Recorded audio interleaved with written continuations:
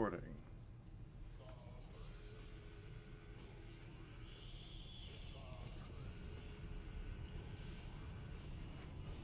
Alright. Streaming. Fun. What should we start with?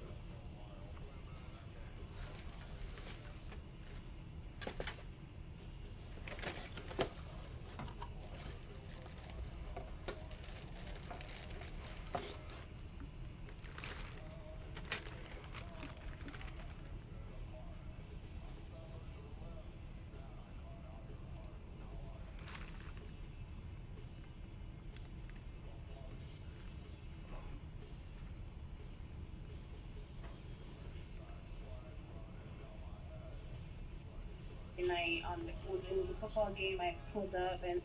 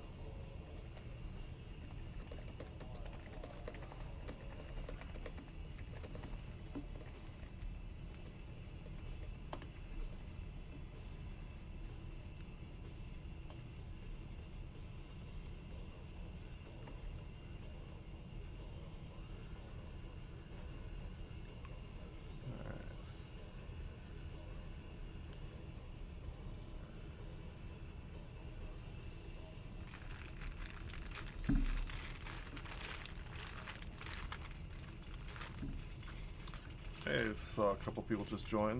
What's up, y'all? Hey, saw a couple people just join. What's up, y'all? Oh, shoot. And that is Neko. Hey, howdy, Hearth. I'm, making my first decision of the night. We're kind of winging it here, but, I don't know. After my last stream, had a lot of fun building the Never Rest, but kind of...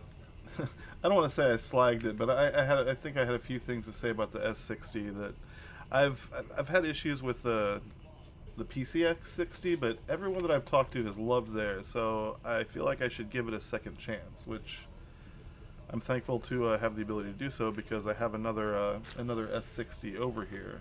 So yeah, first things first, I'm looking at what plates I want to do.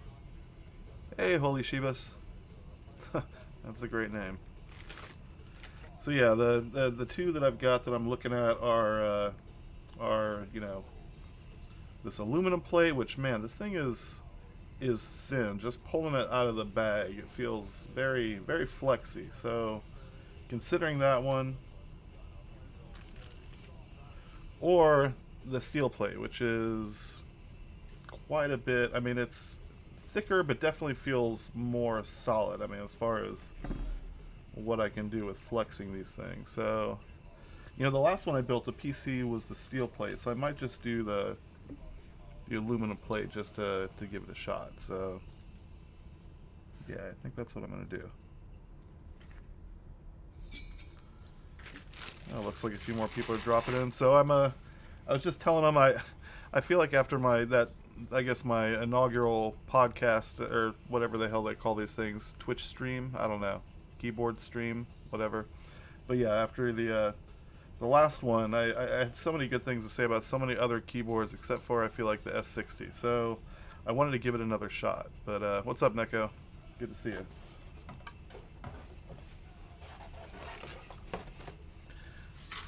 So yeah, the plan is, I think these are all the parts. Yeah, this guy right here. So get some of the schmutz out of there. But yeah, I'm gonna give it a shot. So I don't wanna just write anything off. And everyone that I've talked to has had such a great experience with it. So I feel like, I feel like it's just gonna be, yeah, I think aluminum's gonna be a different experience for me. And let me show you why. Um,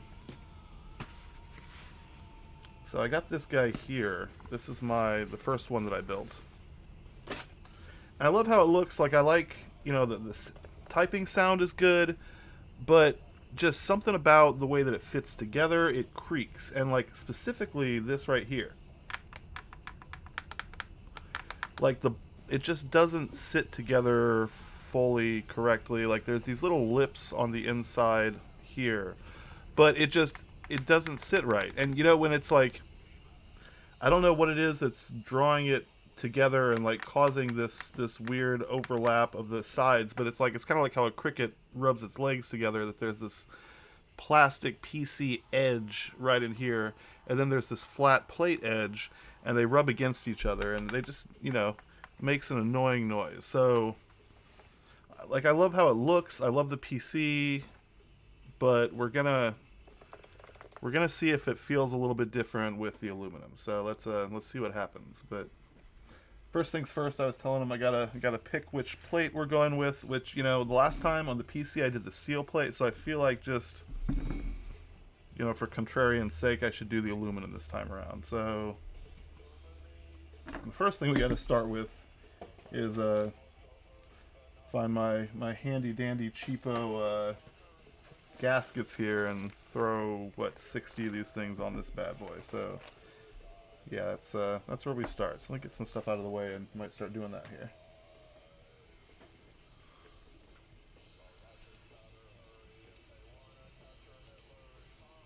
Cool, looks like we got a couple more people joining. What's up, y'all?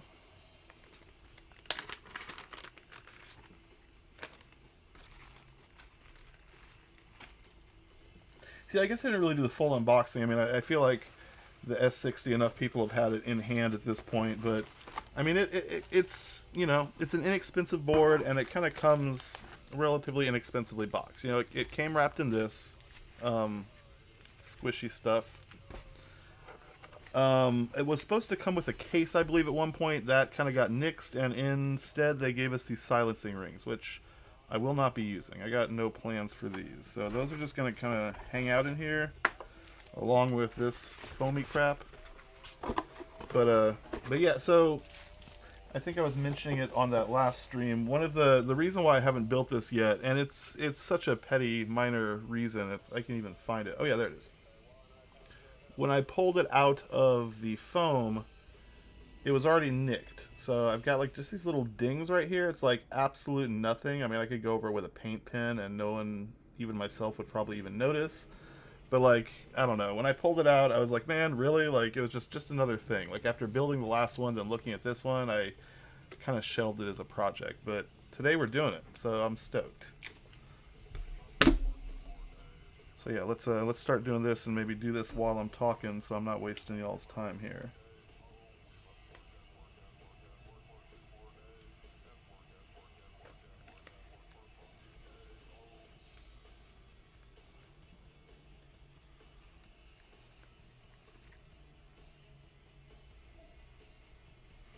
Oh yeah, before I screw this up, let me just make sure. Yeah, so this is on a Pro 2, so it's got the capacitor over here, and then we've got the split on this side. So I feel like I almost did that on my last one and stopped myself, but yeah, that's always, I've seen that as the mistake, doing the wrong side of the plate, and then 30 stickers in, you realize you gotta flip it around.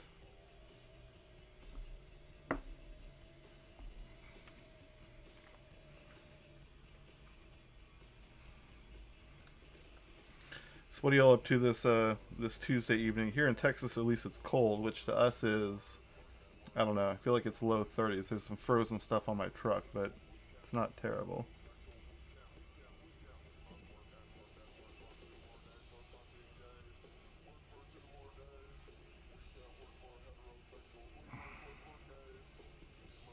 Yeah, I mean, especially, we don't see a lot of anything below 50 in Texas. I feel like at 60 it's cold.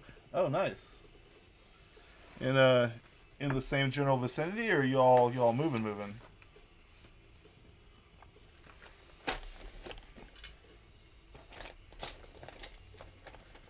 Yeah, that's awesome.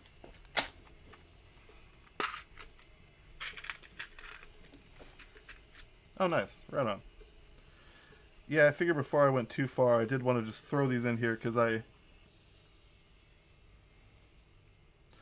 did the steel plate and ended up using the gaskets with it, but I just realized I didn't really test it in the aluminum. So let's see what these how these feel.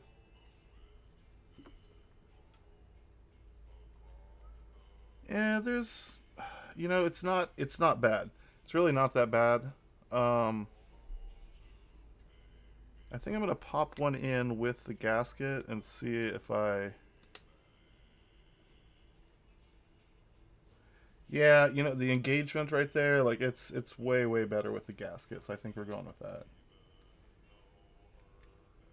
All right, let's set those guys aside for now. But yeah, the man, closing on a house, that's something I've not done in a long time. I I moved into my place quite a while ago, and I've just been happy where I'm at. So I don't know. It's my little keyboard and book heaven up here. But yeah, that's awesome. Man, maybe I should get those tweezers out. I feel like I had an easier time with those last time. It's I guess I feel like I was mentioning on the, I don't know, got a little bit of a tremor in my hand, so putting these things on sometimes can be a bit tricky, but we're getting there slowly.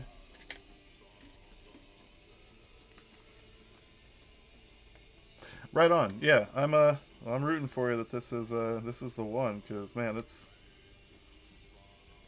I don't know. I'm in the Austin area. I don't know what the market's like up there, but I'm glad I got in here when I did because I don't think I could really easily afford a house and live near my lifestyle now that versus buying when I did because it's just skyrocketed.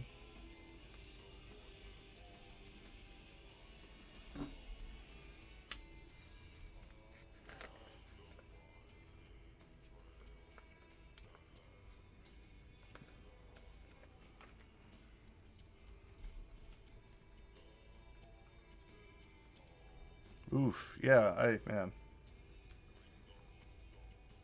I always forget how everything. I guess how much closer to get like in Texas, our big cities are spread so far apart, but up there's like so many big cities just like on top of each other. It's like I don't know. There's just like a whole string of that. And I've looked at it on a map. I haven't been up there in a long time, but yeah, no, here I feel like we've got hours and hours between our big cities, but I guess everything's a little more spread out here in Texas. Hey, what's up, not pork jowl? Well, if you're not pork jowl, I have no idea who you are, but welcome nonetheless.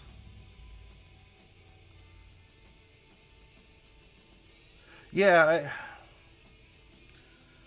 I will say, much to the chagrin of a lot of cool old buildings that no longer are, there's not as much of that here. So they're real happy to just sneakily tear something down under dead of night and pay a small fine and build whatever the heck they want next. So I don't know.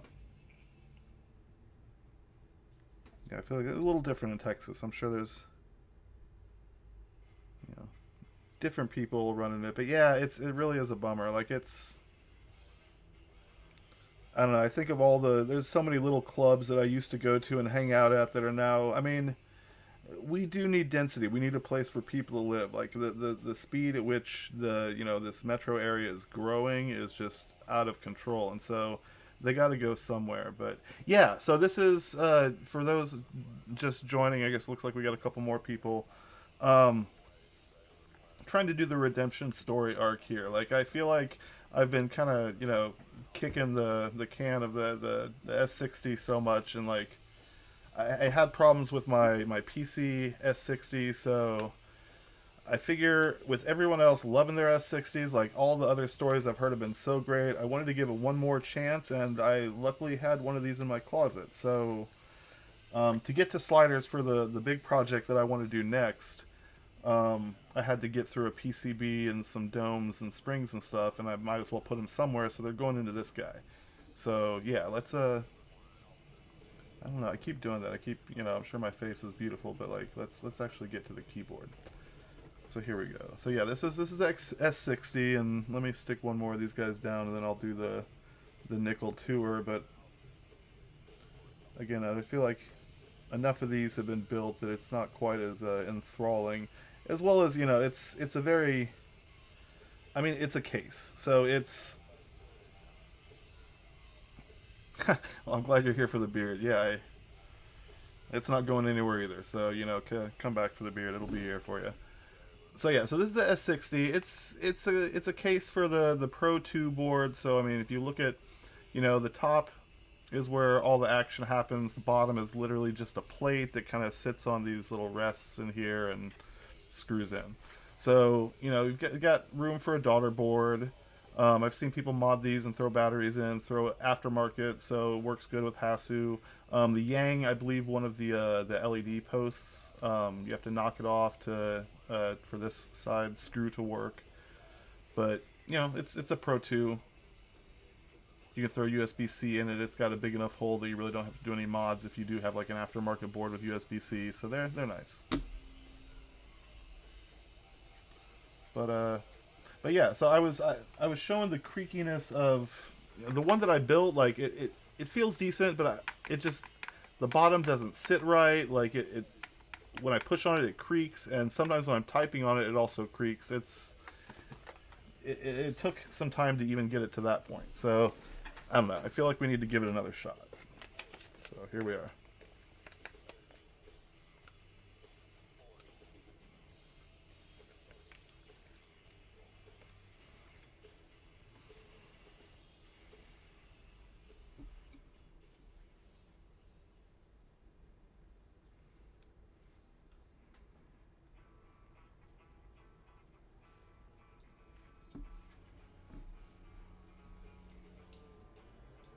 Let's see.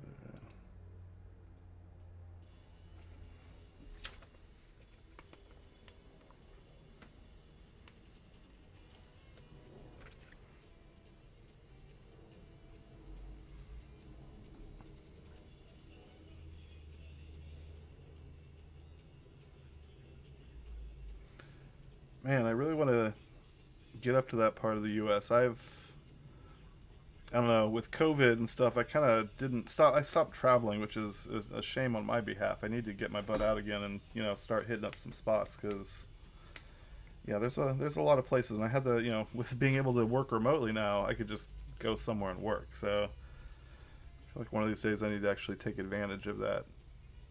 When it first started, I went and visited a few people, but yeah, I don't know, I've just been kind of not been getting out as much, so need to make a point. Will do. Yeah, I'll definitely let you guys know.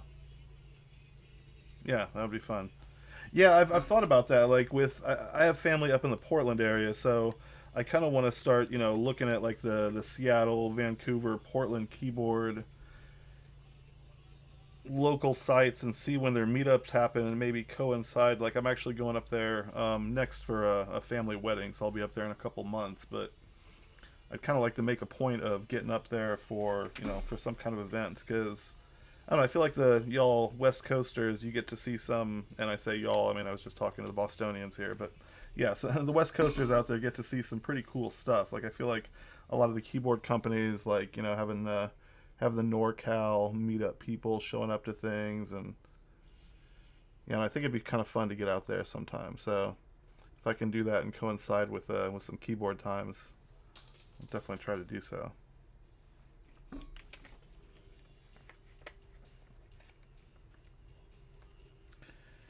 Yeah, man, I seem to be running into the same issue this time that I had last time I put these on. That man, they are all coming out all sorts of wonky and crooked. Thankfully, I feel like it didn't really make much difference. Like as long as it as they're sitting in there between where the slider housing clips in and where I mean I feel like these edges line up the slider housing well enough that just kind of takes up any little bit of slack between where it is and where it's going. So I don't think this is too bad, but it's not the prettiest job.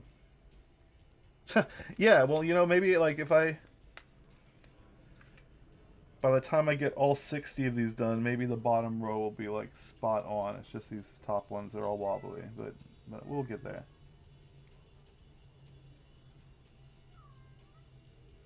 Oh, if you'll excuse me for just a second, I noticed the got a cat meowing at the back door here, so gotta let him in real quick. I'll be right back.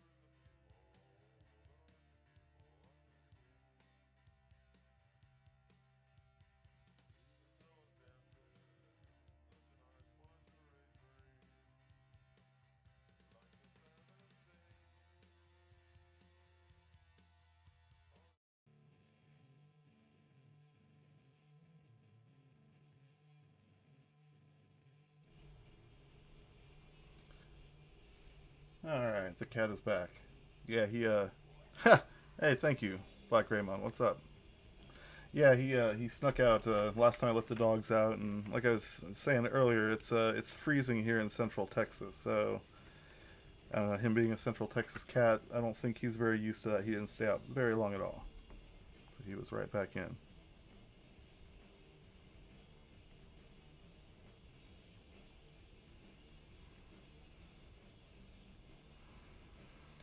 Man, yeah, I'm sucking with putting these things on, but whatever. I feel like with this kind of stuff, it's the thought that counts.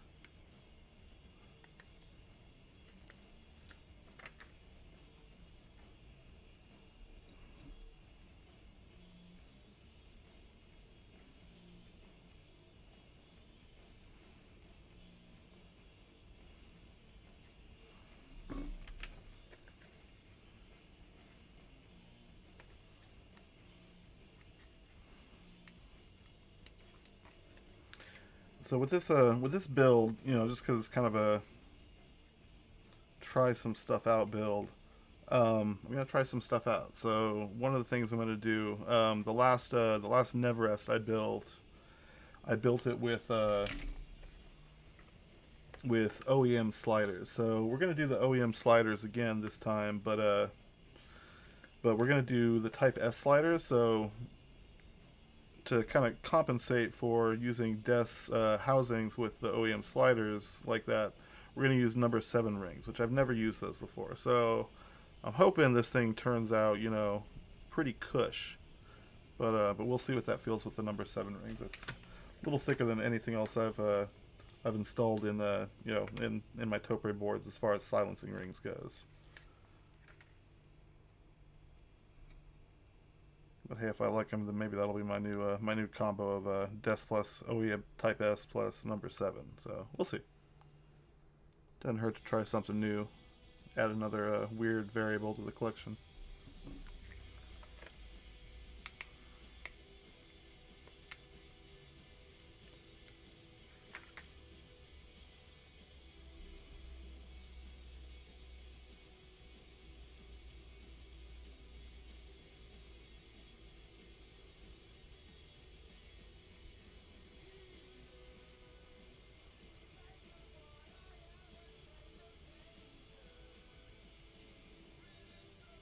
Yeah, the one thing I am trying to do when I'm putting these on is not to cover up too much of the actual, sorry, do this on camera, actual screw hole there, just because the way these mount, they're mounted from beneath the PCB and they screw into this board. So there's not a lot for them to catch on here, especially with this aluminum board.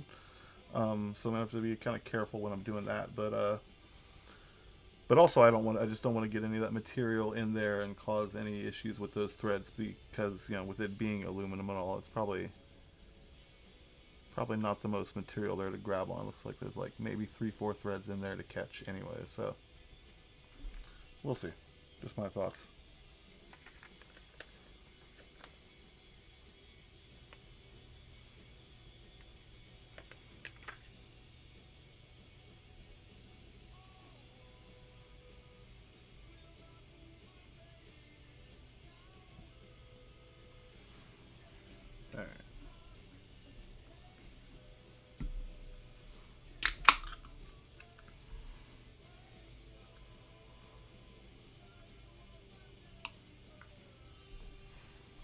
you time to hydrate while we're here.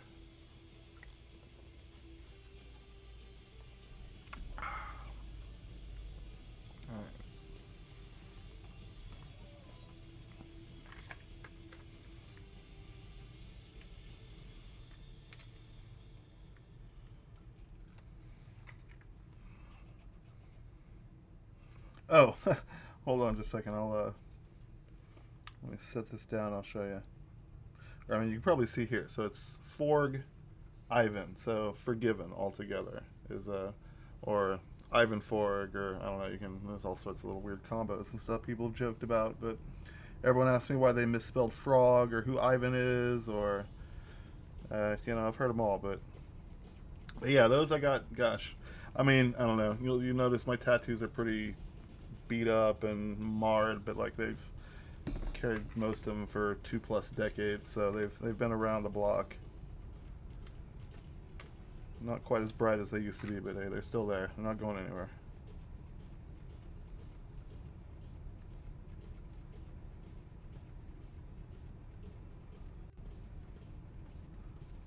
Oh man.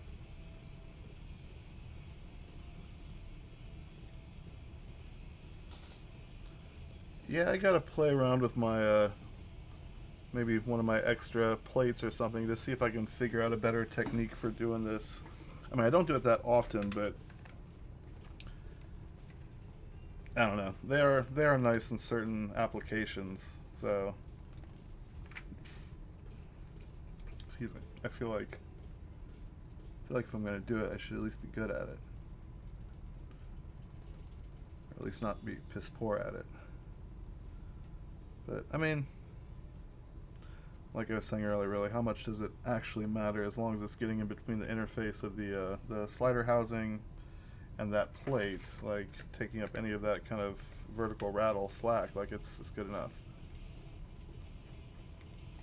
Yeah. So when is that? That's coming up fairly soon, right? It's at the Carver Library. I think that was where uh, the UT Keyboard Club meetup, like the big public one that they did. Yeah. Okay. So that's coming up. Dang, that's coming up pretty soon. Cool.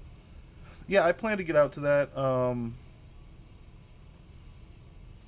Trying to think. I think I've got a friend that's got a fundraiser going on, but I think it's later in the evening, and normally these are. Oh, huh. Yeah. So right there, there's that new cat I got wandering around in the background. Maybe she'll come back over here later, and I can show her off. But yeah, okay, February 11th. I know I RSVP'd for it, and I mean I've got plenty of. I feel like I've got plenty of cool stuff I can bring out to it. So yeah, I'll plan to be there. And hey, if there's anything you like are dying to see, I mean, I'm definitely going to be bringing an Everest. I'll probably bring the 60 and the 19. But if there's anything you want to see, or like anything you want to try out, or domes or whatever, let me know, and I'll throw it in my backpack, even if I don't put it on the table. Yeah, cool. Yeah, no, I got a few cool things. Sure, you'll all get a kick out of it, if nothing else.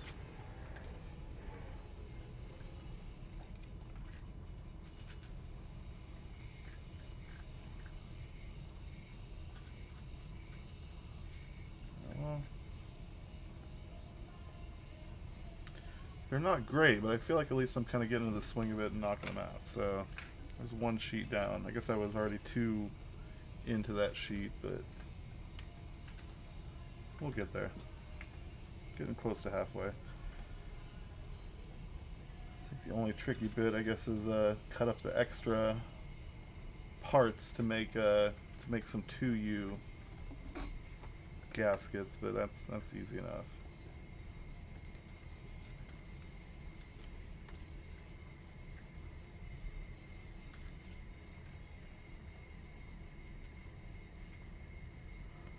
Yeah, it's been kind of fun with the meetups, trying to like put online names to faces and all that. Because I mean, I guess over COVID, that's really when I mean, like I feel like everybody else in the world really got head over heels deep into the hobby aspect and the community aspect. Like before that, I had keyboards, but aside from like the Reddit pages, I didn't really know about the Discords. I'd never been to a meetup, any of that kind of stuff, and so yeah, just the last like couple years being on the the online community. Then when COVID started, relaxing, coming in, being the physical in person on community. It's been pretty cool. Like, I like meeting other people who are into the same nerdy shit I am, so that's always fun.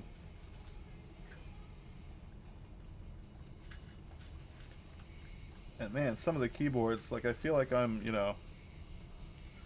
if you see my collections online, you know I'm pretty hardcore into the happy hacking keyboard layout, if not Topre specifically. But man, some of the other stuff that's out there blows my mind. Like some of the Alps, like I didn't really know much about Alps, and I still know absolutely nothing about Alps, though I did buy one just to play around with. But like last meetup I went to, some of the nicest feeling and sounding boards I typed on had Alp switches, and that's I don't know, it's just like an aspect of the hobby that I've not really experienced or messed with or delved into at all. And so yeah, I love the meetups. I like that part of the getting out and about and playing with each other's keyboards.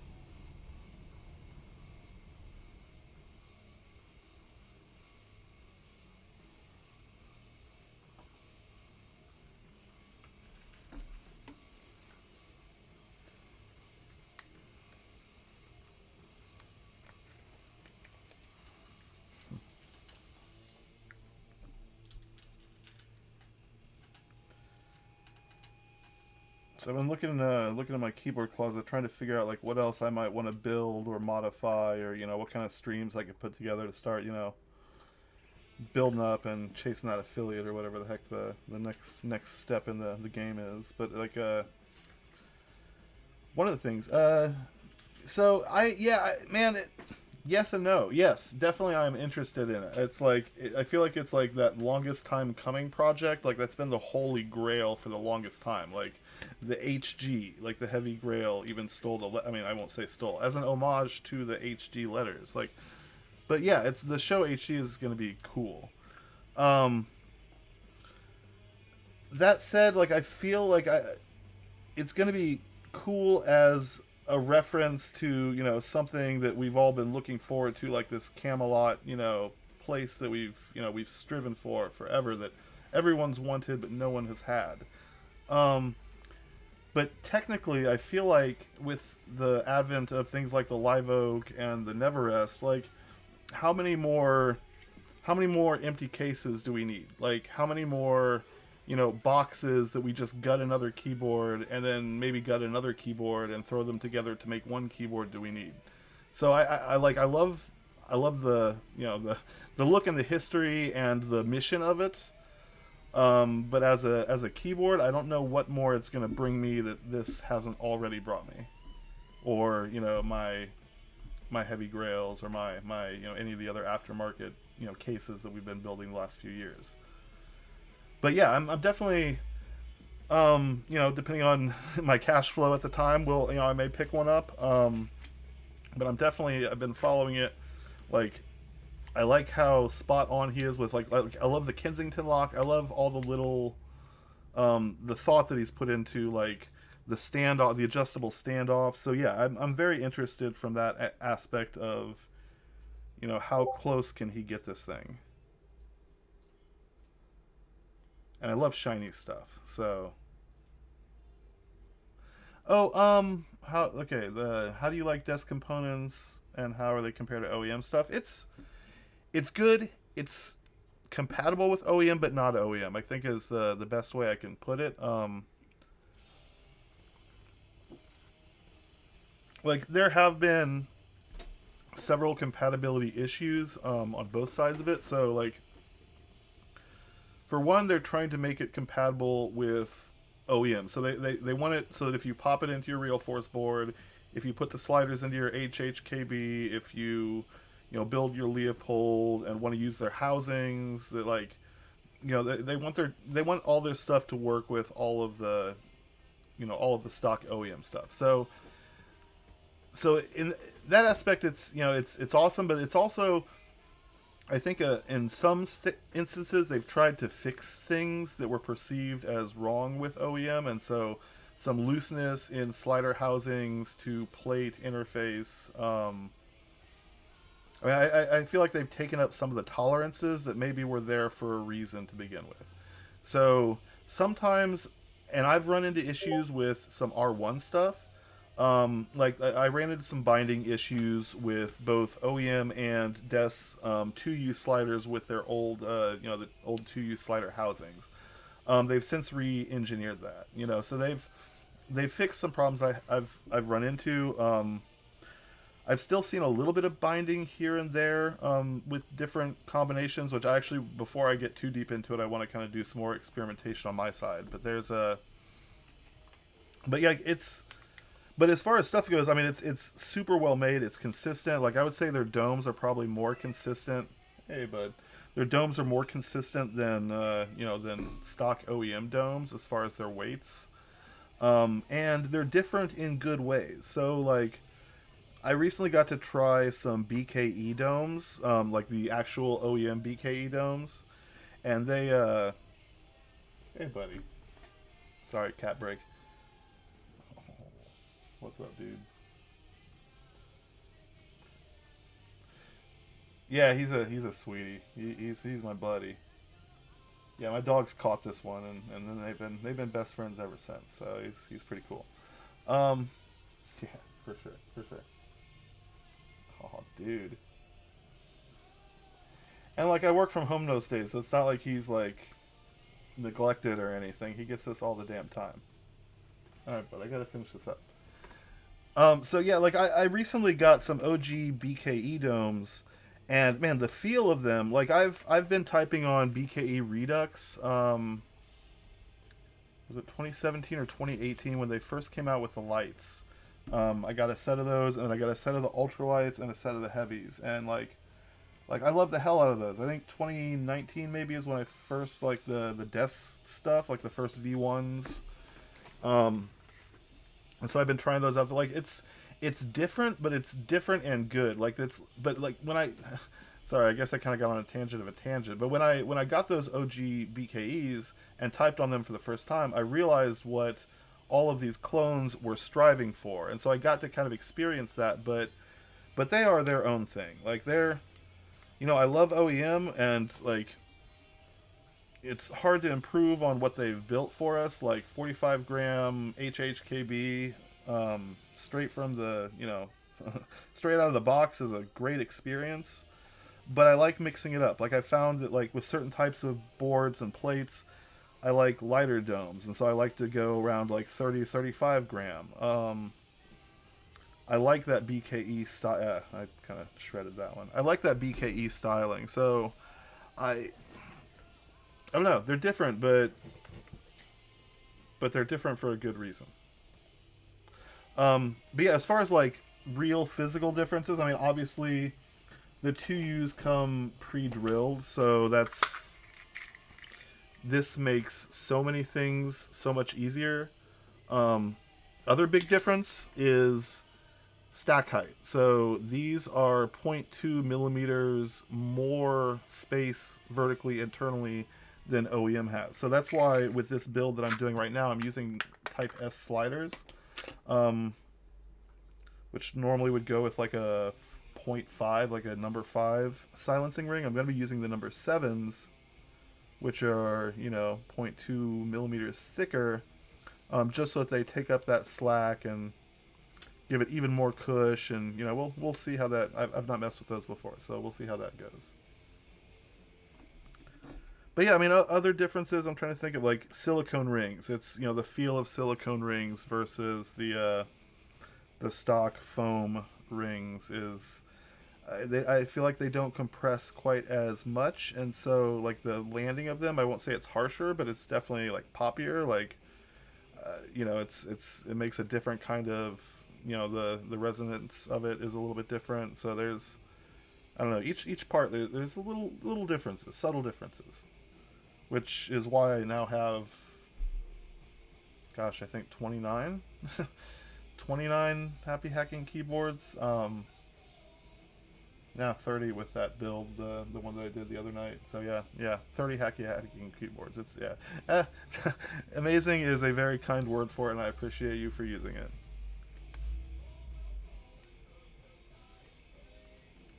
Yeah, I'm glad you liked them. Yeah,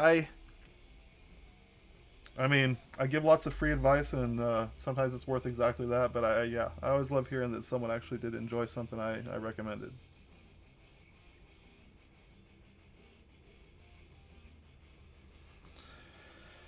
All right, well, we're slowly getting through this part. This is a.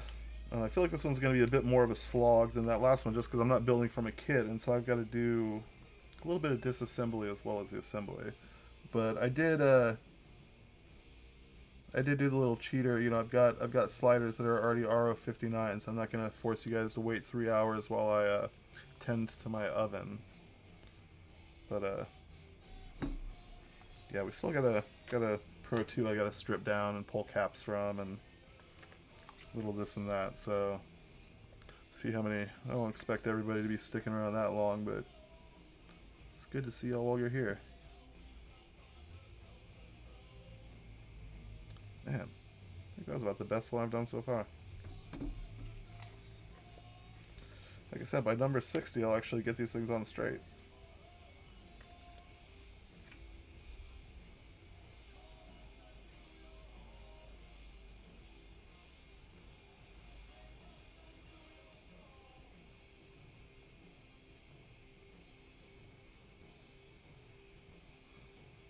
Yeah, good luck, Earth. Kick ass. Have fun at your raid. Appreciate you.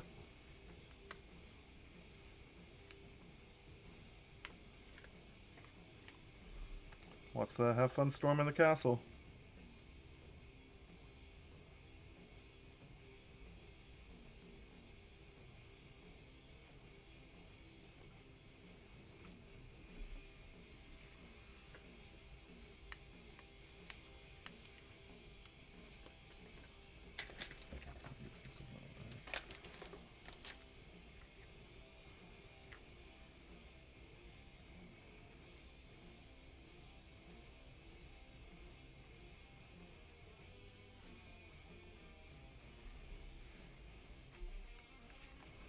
I think once it's time for me to put rings on things, I'm gonna put one of these stock rings on a slider and then put one of these number sevens on a slider because maybe it's just the thickness of in the bag, but these things look considerably heftier, even though it's only what 0.2 millimeter.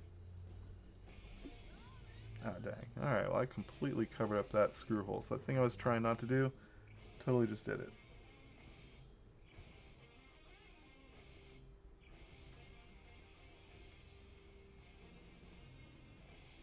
Yeah, I think that'll be okay. I mean, it's fairly malleable material, so it's not going to cost too much.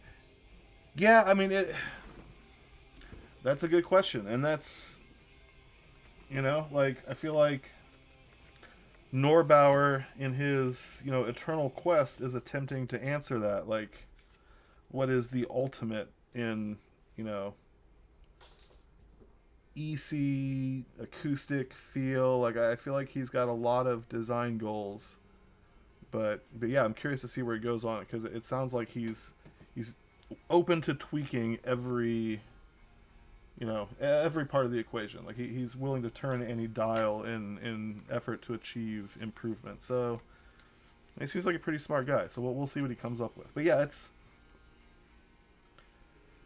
I guess I don't know. The question is like how far should we even how far should we take it? Like how much customization is actual improvement and how much is just customization for customization? Like does anybody actually type on extremes for their job? Like they're cool, but like how much can you twist the dial and you've turned it too far? Like 90 grams, 110 grams. Like what? At what point is like you've gone too far with your switch? Like I feel like Des has actual like 1 millimeter. The number tens. That the thickness of those. Like how many things can you stack on top of each other before your board bursts at the seams? Like. So yeah, I don't know. That's a good question.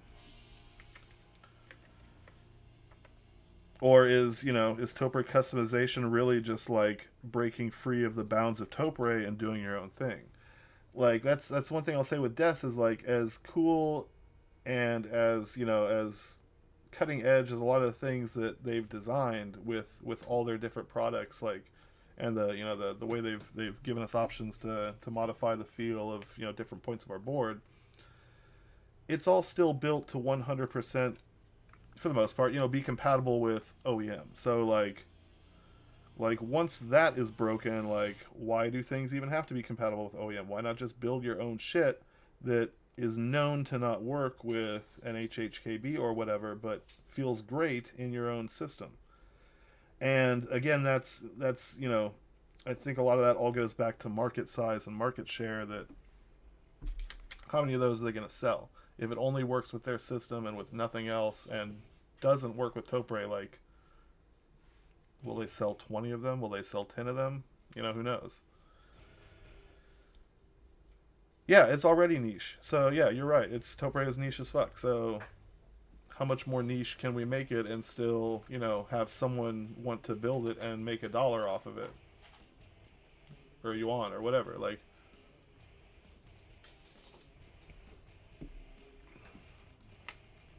so yeah, I don't know. Where is that rubber dome ceiling? Who knows? I do feel like we're experiencing rapid progression. Yeah, yeah, for sure.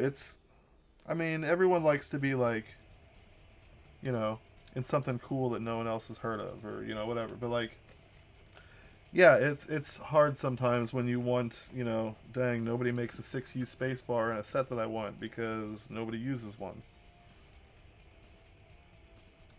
And I mean, I also hear the opposite of that, of like people bemoaning the fact that Topper is getting a little bit of notice. That now it's really getting a live oak spot is difficult. Now at the same time, like the group buys might be a little bit harder to get a hold of, and the raffles are getting fewer and far between the wins. But like, I feel like at least with Topre, when I see things reselling, I don't see them at a huge markup, and maybe that's just where keyboards are in general right now. Excuse me, where keyboards are in general right now. But like the last couple live oaks that I saw sell, I mean, I don't feel like they went for more than what it would be reasonably like retail plus the cost of the internals and shipping. It's like I don't think anyone's like making money flipping the Topre stuff, is except for Bodhi. Somehow that kid makes money off of everything. But like, yeah, I mean it's yeah, I like the tightness, the smallness of the community, but I feel like it's going places. Like I feel like it's not going to stay small forever. Like these things feel too good for for other people not to start checking them out.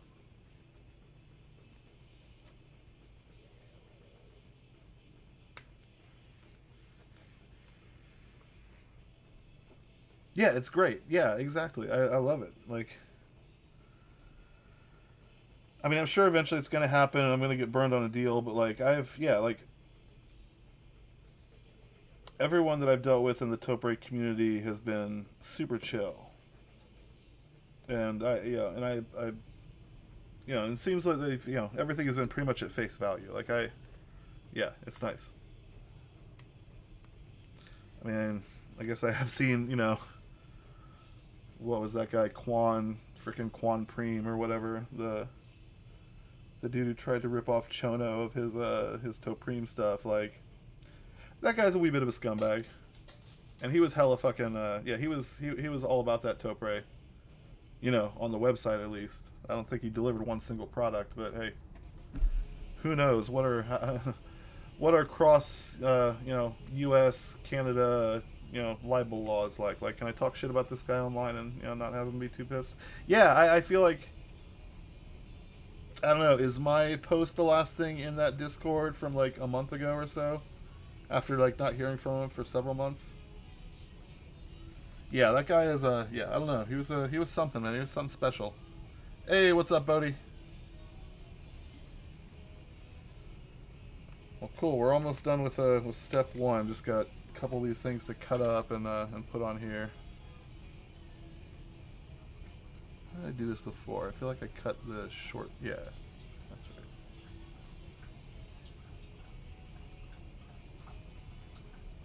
Come on. All right.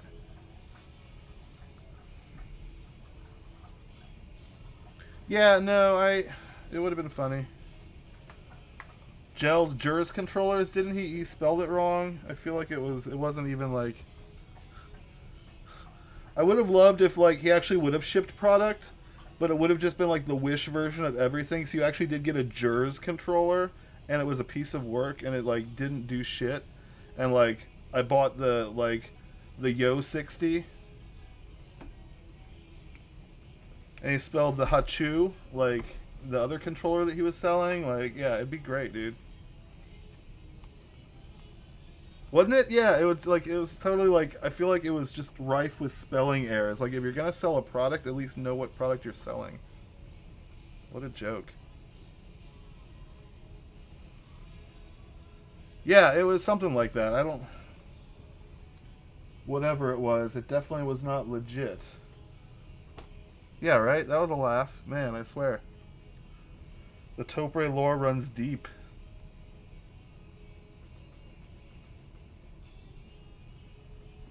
Yeah, that was hilarious. Alright, so.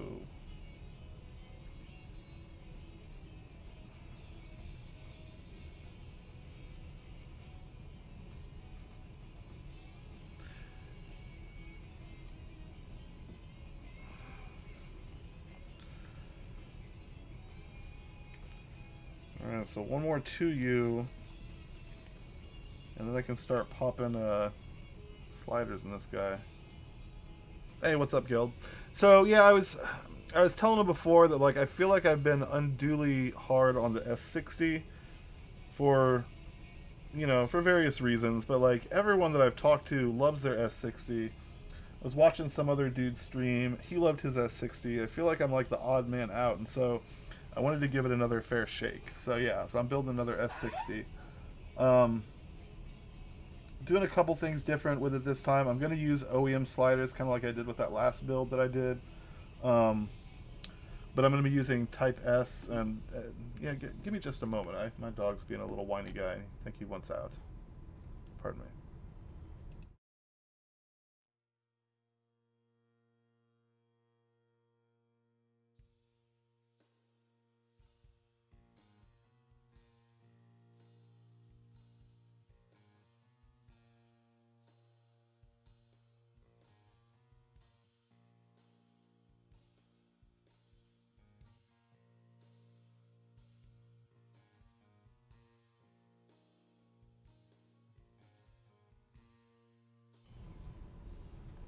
All right, we'll see how long he lasts out there before he's begging to come back in.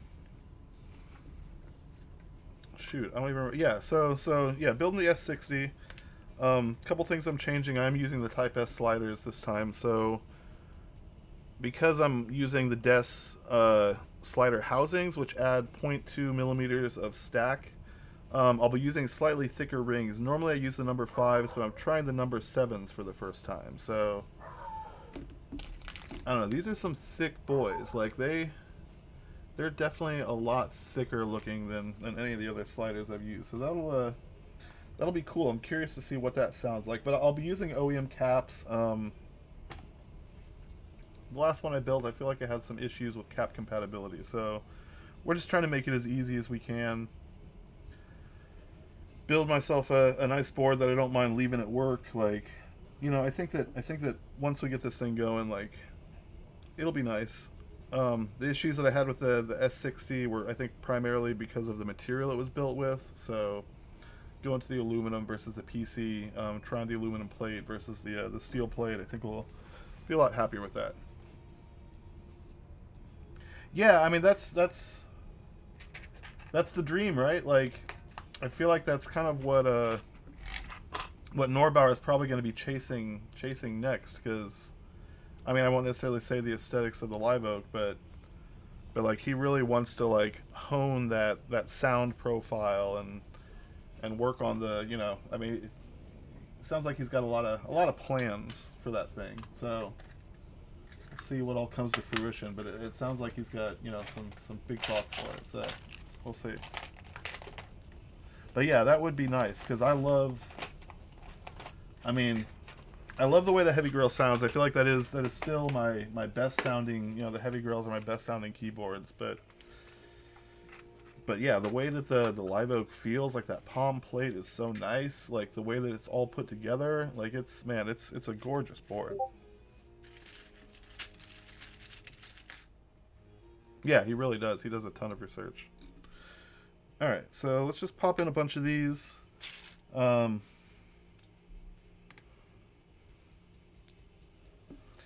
I do like how that engages with the gasket. That was popped in pretty nice. Where'd that other one go? I thought I had another one around here.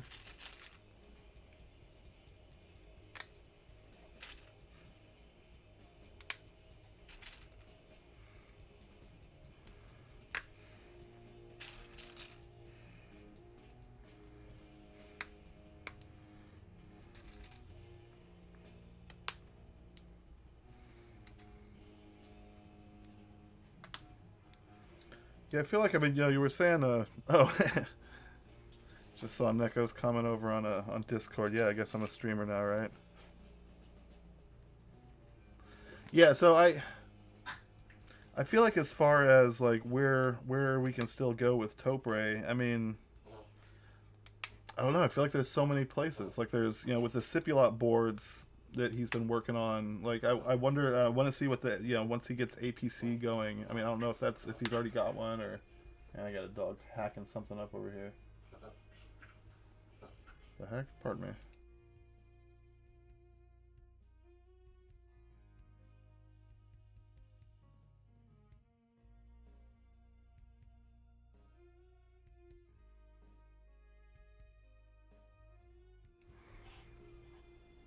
Yeah, I think he's alright. I don't know what the heck he got into. Hey, bud. Yeah, I appreciate you, Neko. Thank you. Yeah, my dog still sounds like he's trying to hack something up. I hope it's nothing. Hey, you alright, bud? Yeah, seems like he's okay. Alright, well, thanks, Carl. You totally blew my line of thought. I don't even remember where I was. Yeah, so I guess innovation. Like, I feel like there's so many places we can go with Topre because there's so much that hasn't been done because it's been so stayed for so long. Like keycap profiles have been pretty much the same old stuff. Like we've had whatever OEM is, and then we've had High Pro, but High Pro is gone. So what do we got now? Yeah, you're man. I was super looking forward to living vicariously through you as you went on that journey because I am a sucker for titanium. I'm a cyclist. Like I don't know. I say I'm a cyclist. I'm a bike rider. Like I'm not.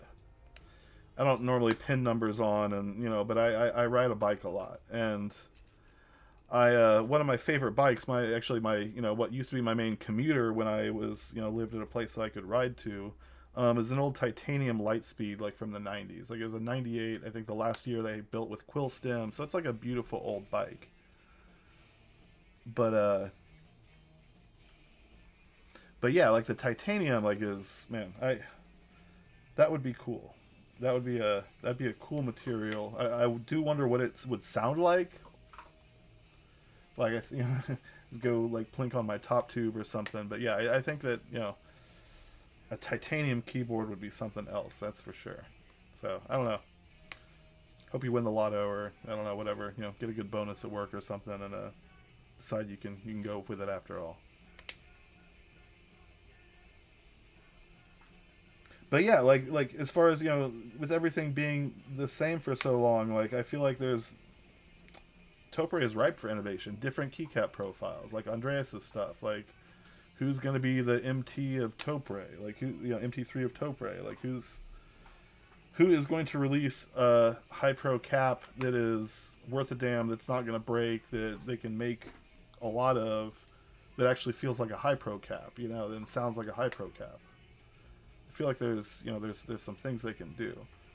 Plus, yeah, cases like it's they're all metal and plastic rectangles, but there's so many cool new things they can do with mounting with I mean different materials for plates like being like the live oak typing on a palm plate feels real different. So yeah, like the new shapes for cases I can like you said, Andreas.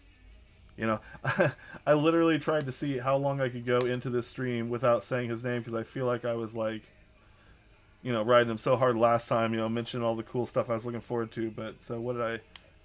Did I make it 20 minutes? No, you're good, dude.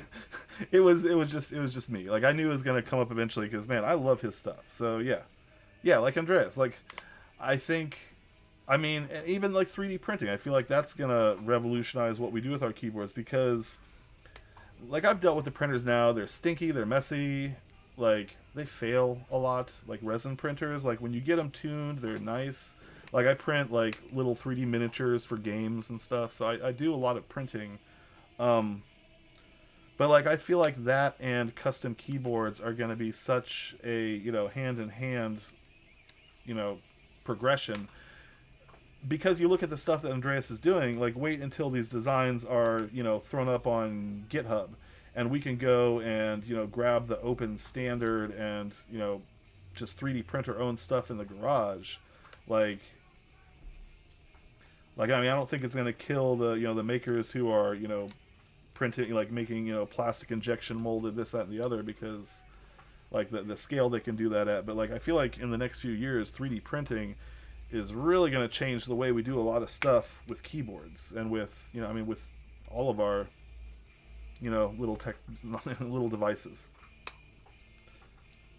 I mean I've seen folk already who are like 3D printing new buttons for old handhelds and like same thing for why isn't that happening with keyboards? So yeah, I think we'll get there.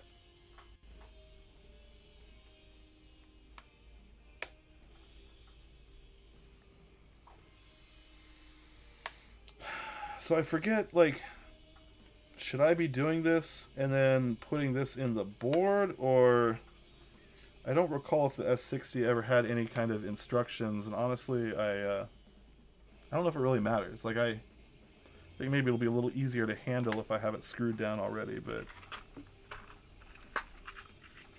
yeah, yeah, we'll see. I don't think anything like overlaps, so it's like I think I can install the board with it in or with it out, and it not really matter.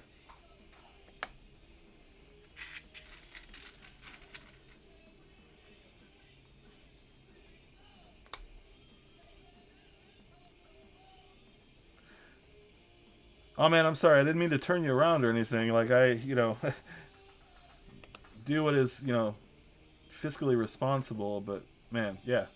Titanium would be pretty freaking cool.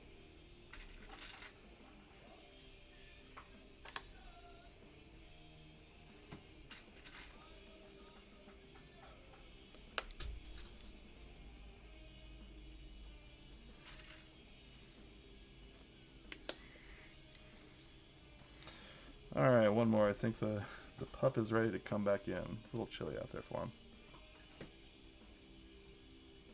Oh no, nothing. I was just talking about how same old. Just Jason fawning over how cool his stuff is, like all his boards and everything else.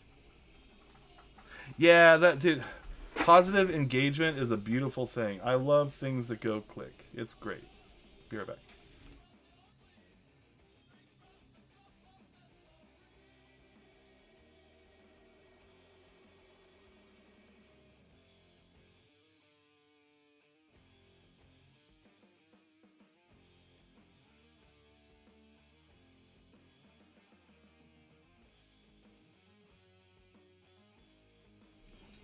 All right. Yeah, positive engagement, man. I love it. Like it really is a satisfying click when I install these things. Yeah, that's nice.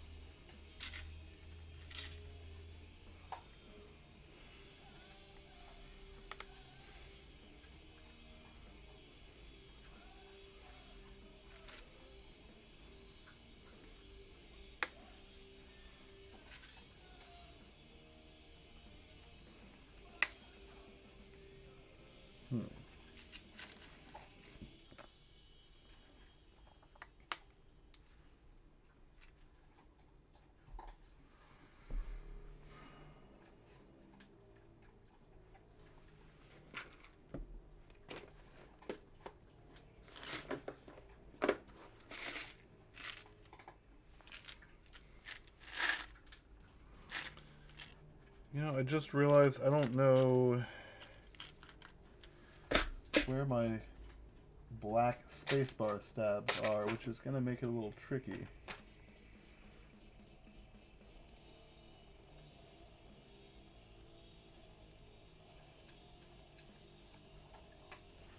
Nah, Pup's doing good now. He does that from time to time. Yeah, he's a I don't know. He was a little street dog, so I'm sure he got into all sorts of crazy business before I caught up with him. Yeah, I gotta move a few things around because I thought I had some spacebar stabs, but like I don't see them where they normally would be. Um, which I may just temporarily rip them off from another board here for now, but that's gonna. I'm off by one somewhere. Yeah, I'll figure it out. Not worried about it right now. All right, so let's pop these 2Us in and let's go ahead and install this thing in the board, and then we'll worry about the other parts once I get into the other stuff. All right, so yeah, another one, good positive engagement. Yeah, that's nice. So yeah, it's that aluminum plate. I mean, it's flexy, but I feel like once it's together and everything is all screwed in, it'll be nice. Yeah, I love heavy boards too. Hey Zaid, what's up?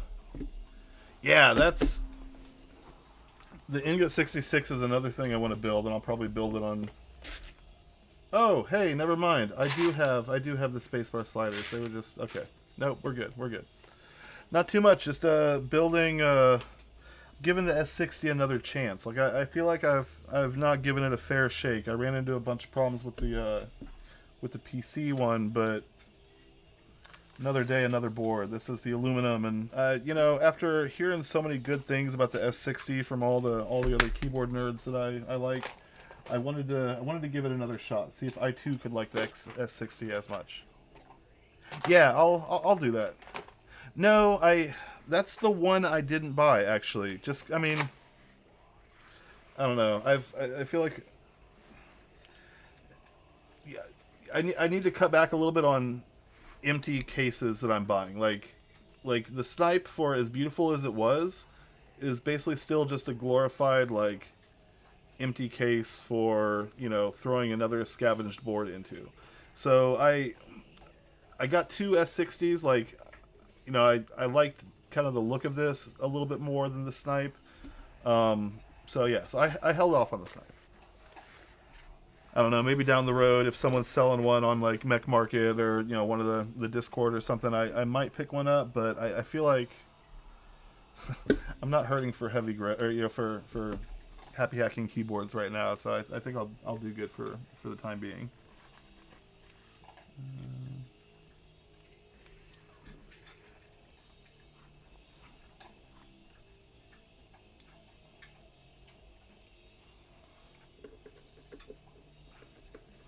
I've really enjoyed the aftermarket cases. Now, that said, there is no replacement for an HHKB hybrid with Bluetooth. Like, you know, for being a plastic keyboard, those things are surprisingly durable. Like, I ride a bike around a lot. Like, I'm a biker, bicycle, and I carry a little sling bag with me that has like my, you know, my cheapo Lenovo tablet and, you know, my keyboard, and I've crashed that bike several times with my gear in it, and I've taken some like tumbling rolls with my HHKB in the back, and I've always popped up and had no problems with it. Like it's taken a surprising beating, and is, you know, still fully functional.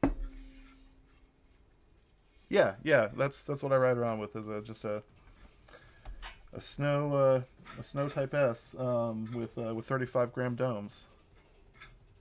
Yeah, they really are. For as lightweight as they are as a keyboard, they're really a tank.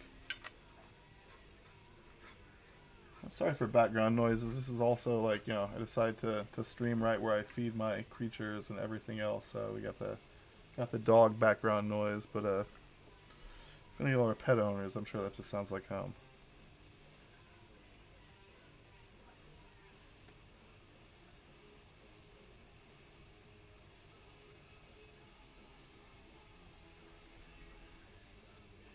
Yeah, it really is. And they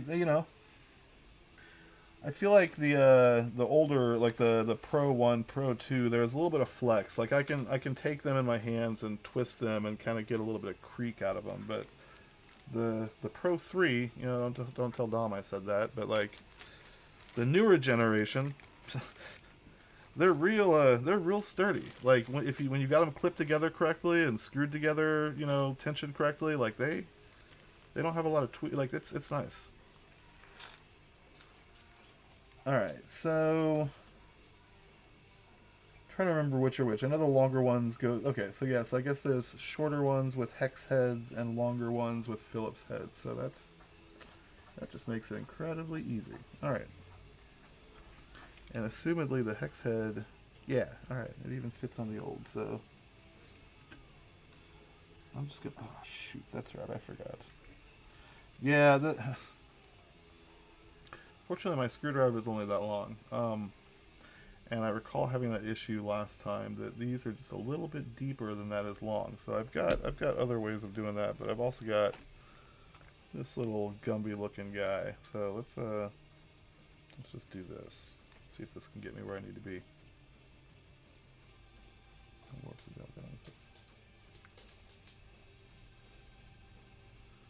Yeah.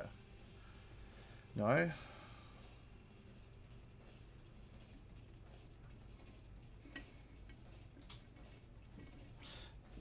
yeah, that doesn't seem to. Man, why is that not? It's not really playing nice. Damn. Oh, there we go. All right. Cool. That'll work.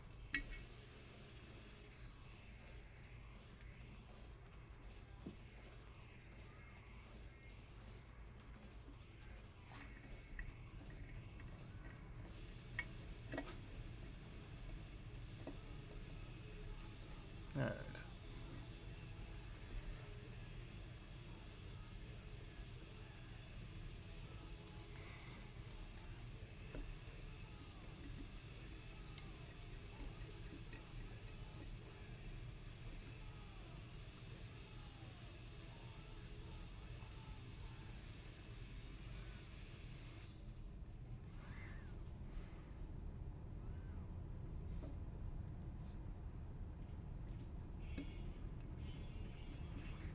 Yeah, as far as other like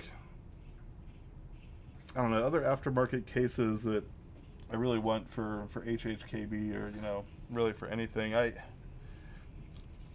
feel like it's gonna take something new to really get me to buy something else. Like I don't just want another case to install another Pro 2 or Pro 3 in.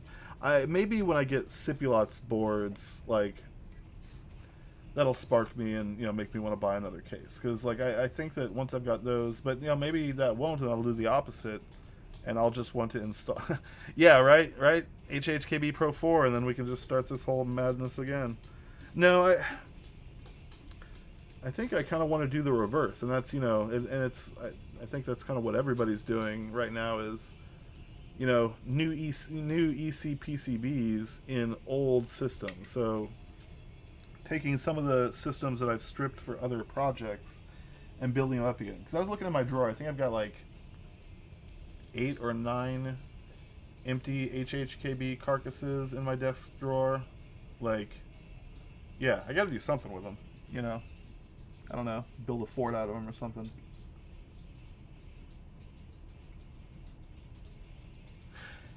Yeah, good call, Gil. Those official anti-vibration mats are nice. I mean I say that without direct firsthand knowledge of the covers one, but I feel like that the actual anti-vibration mat, if you can get a hold of it, I bought them from Japan, but like if you can get it for close to retail, they're so good that they're worth it. Like just get the real ones.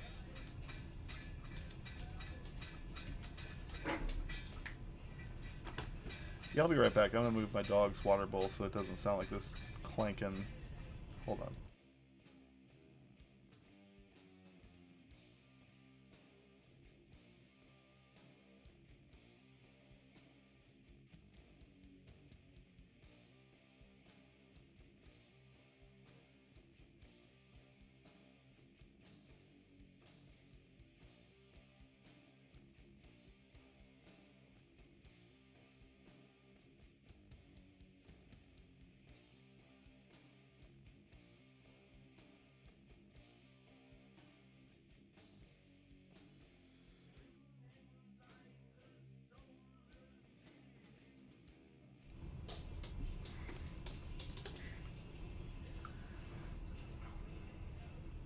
Yeah, that's a good deal. Like that's worth every penny. I That's actually another reason why I want to do something with my cases. Is two of those cases that are in that drawer have the desk mat installed on them, and I feel real bad that like I'm wasting these desk mats on cases that aren't on systems. But like I don't know. So many of my HHKBs are built into aftermarket cases that like, what else am I gonna do? So yeah, if I could throw some sit boards in those and turn them into systems again, that'd be pretty cool.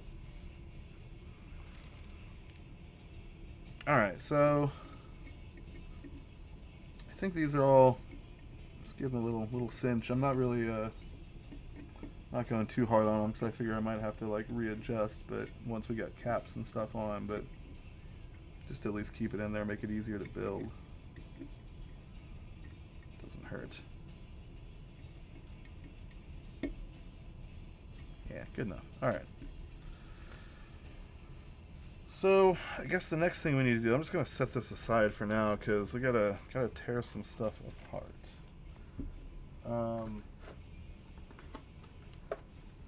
Yeah, I pulled this out the other day. This was the brand new Professional 2 that had not even really been typed on. We're gonna go ahead and get it. What else am I gonna do with this thing? I've got others.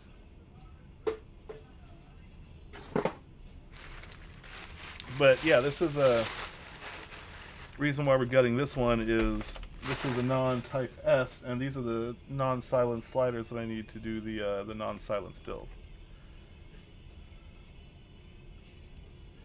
And Bodhi, I don't know if you're still with us, but I think we're going to be doing blue domes in the non-silence build that I'm planning next. So I don't know. I might throw blues in this. I might not. I've got another couple stacks of domes over here, but I think this next one I'm going to do blue domes if I don't do them tonight.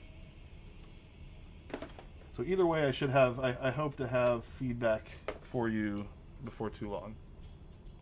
Yeah, it's a great mat. They really like. I've got no complaints about this thing. I was joking the last one. This is the food safe one, so it's like the one that I could serve grub on after stripping a keyboard. But yeah, the American Hactics mats are. I mean, there's definitely cheaper mats out there, but it's a nice one.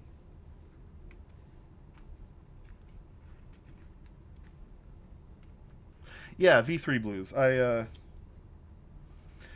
know Bodhi is on his quest to find aftermarket closest to aged 45 gram, and I had V2 blues installed in a system for a while, but I swapped them because I think I was going carrot crazy. But like I still haven't installed the V3 blues, so I've had them outside of a case, and I've kind of sat there with older 45 domes, 55 domes, V2 and V3 blue, and just kind of poked around. And yeah, the V3 blues definitely felt closest to that, but I just figure we can kind of take it all the way and figure this stuff out. God, I do hate this part of it, pulling these stupid things. Sorry if I'm getting in the way, but yeah, they kind of slowly try to wiggle free and try not to bust it, and I always end up fucking up and just, yeah, I don't know, I hate these stupid things when it comes up here. Yeah. Don't do it like that, because you could probably very easily damage your cable. That said, I've done it like that like a million times, and I never damaged the cable, so knock on wood. Let's hope I keep up that track record. So yeah, let's put this guy aside. We don't need it right now.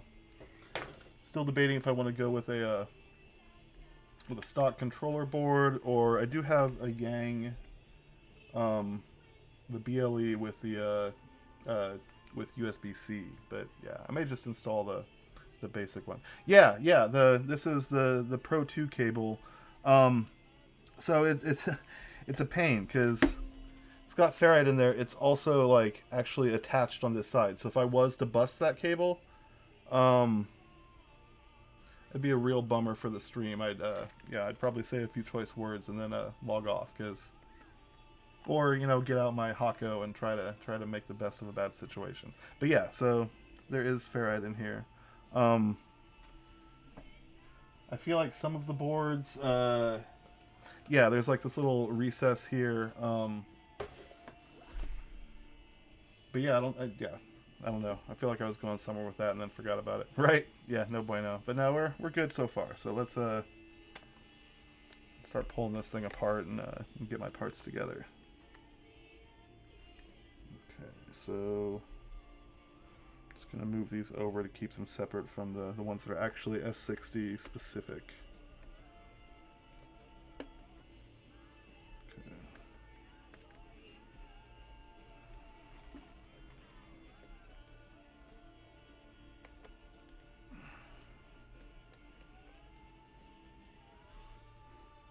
I don't know how the heck I did it. Last S60.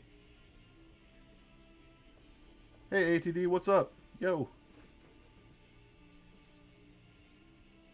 Yeah, that's that guy right there. Yeah, the last S60 I built, because it uses different screws, thought it'd be crafty and throw these screws in a little baggie so I could throw it in with my kit and be like, hey, cool, now I have a whole extra set of HHKB screws.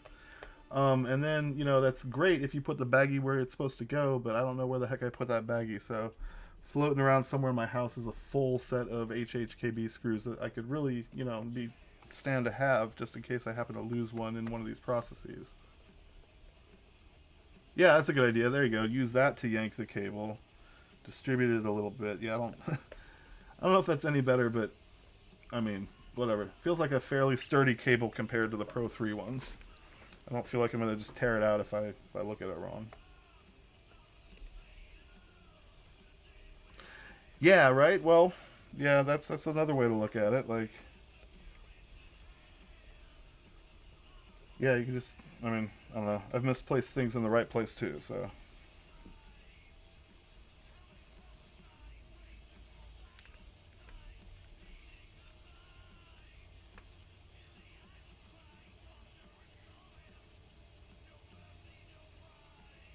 So, Geld, I just saw your comment about the Mitsuba.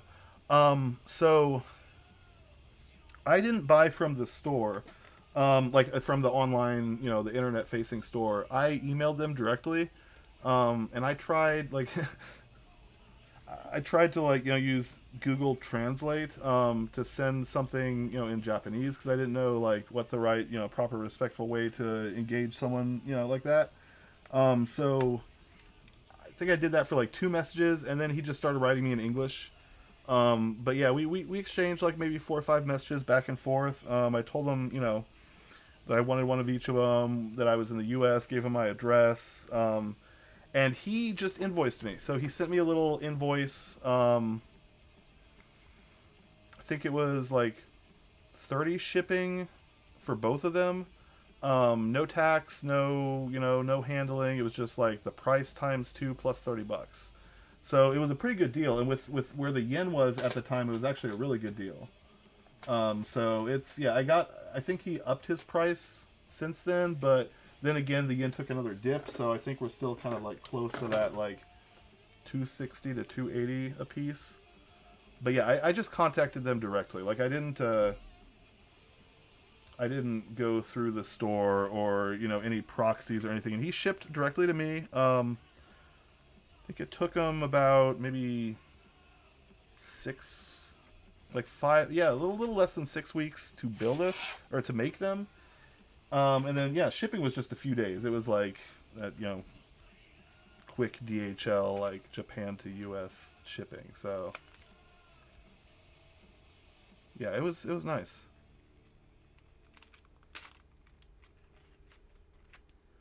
The salvage board is a Pro 2 that until now had never been touched. In fact, I got it. Man, I want to say never been touched, but this is a lot more lube than I would expect out of a freaking. Yeah, this is the cleanest. Okay. I don't know. There's definitely buildup of lube in here, so someone has touched this board. Hmm. Yeah. Look at that slider there. There's definitely that's gummed up. So yeah, I don't know. This is like the cleanest Pro 2 I've ever bought. It was all wrapped up, but someone's definitely been in here. But yeah, I mean, the guys who sell them, I mean, it's Mitsuba. The guy who was writing me was Hiro Mitsuba, so it's, you know, of the Mitsuba family. So it's a family business. Like, he was the sweetest. Like, his messages to me were so kind. Like, I will carefully make these for you. Like, it was so dope. Just the back and forth was nice. Yeah, it was so clean. Like, I was surprised that there was anything in it. All right. So yeah, so I guess we need to figure out, do the sliders, and the number 7 ring. So I've got my sliders right here.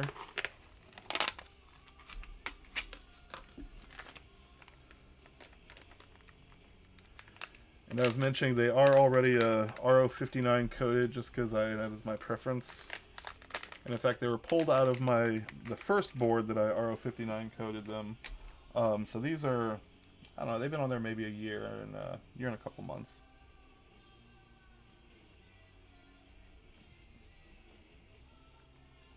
So yeah, I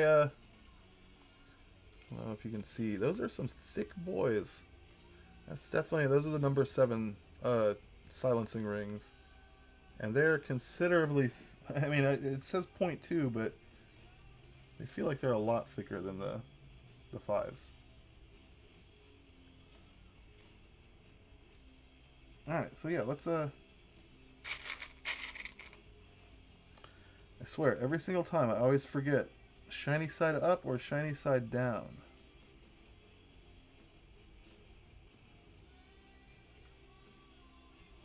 Yeah, real thick. Like, that is not a skinny silencing ring. That is a chonker right there. Yeah, yeah. So black. So we're doing the Type S. So we are doing. These sliders aren't. No, no. These. It shouldn't be preloaded. So these are the Type S sliders. Sorry, I was showing you a non-Type S board with Pro 2, but I'm actually using Type S sliders. So with with DES housings, you know, with the indent, number 7 should be right. I think. You know, we'll give it a shot. And yeah, those fit on there fairly snugly too. So I like that. Let's go ahead and pop that in.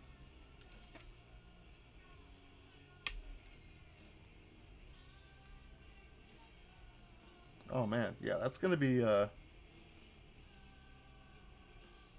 yeah, no, the slider math always always throws me too. So, all right, yeah, that's nice. I like how that feels.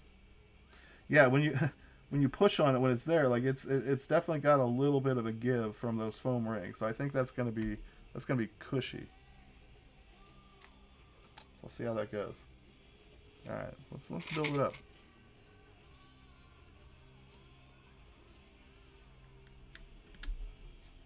Yeah, that's nice. Yeah, man, I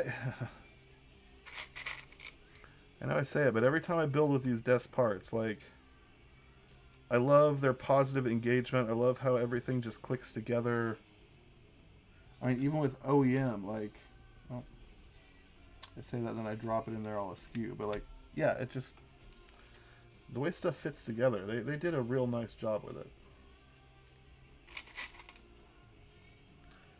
Yeah, these rings are thick. I'm looking forward to these.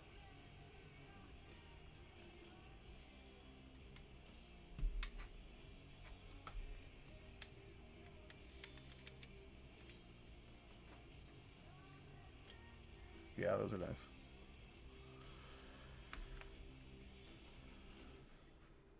Yeah, ultra silence. Now, Type S number 7 desk. I figure, like, I want this one to be like my stealth board. Now the next one I'm going to be building is another black board. I'm not going to get into what all is going into it, but yeah, it will not be silenced. I'm not used to building non-silenced boards, but I feel like with the number of silenced boards that I build, it behooves my collection to at least have a few that are, you know, clacky.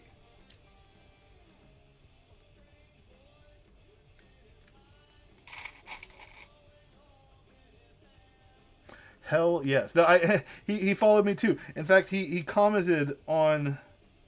God, I think it was one of my cat pictures. Like I had a cat picture of my cat on my desk, um, and like his his wrist rest was in the background, and I tagged him or something, and he either replied to me or like direct messages like that's very nice. Like he had something to say about it. But yeah, it's a I don't. I love buying from vendors like that because like the personal touch just shines through everything they do. Like it's when you get your wrist rest, it's not one of 10,000. It's something that some dude probably with the surname Matsuba built for you. Yeah, for sure, hella decent.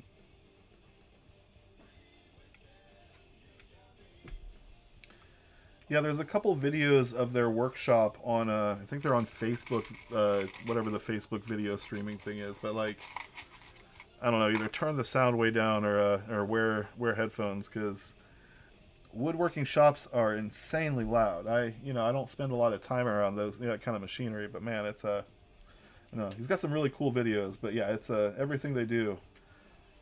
I imagine early onset hearing loss is a common trade risk. Yeah, okay, you've already seen them. Yeah, they're it's fascinating. Like I love the tools. Like I know and I work with a couple guys who are like hardcore into woodworking, and I really need to invite myself over to their workshop sometime. And like, because one guy in particular, he's I don't know, he was born in the UK, grew up mostly in the US, but has like he's definitely that Anglophile. So he buys all these old tools from estate sales in England that he buys at auction, and then fills a big box and ships them over to the US. Oh no, I bought. Sorry, I bought two of them. Yeah. If I said three, I apologize. It's only the black. Yeah, the black cherry and the walnut are it. Yeah, I meant to say both of them. If I didn't, I apologize.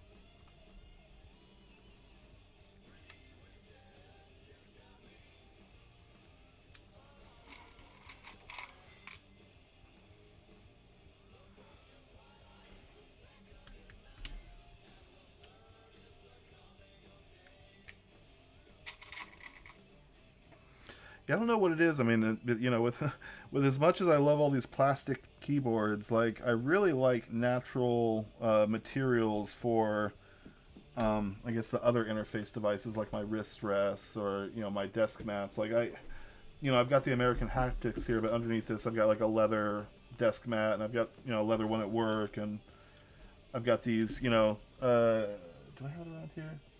Yeah, I've got one of these like the bird wrist rests, which are they're nice. They're like rosewood, but they've also got like this leather, and you can see where my sweaty palms chill out on it. But like yeah, I don't know. I like that feel. I like that touch. If I'm gonna be sitting here and like put my hands on things. It's a guy I work with. I mean, I don't. His name's Barry. I don't know if he doesn't seem the type to have a YouTube channel or anything, but man, if he does and I find out about it, I'll definitely let y'all know.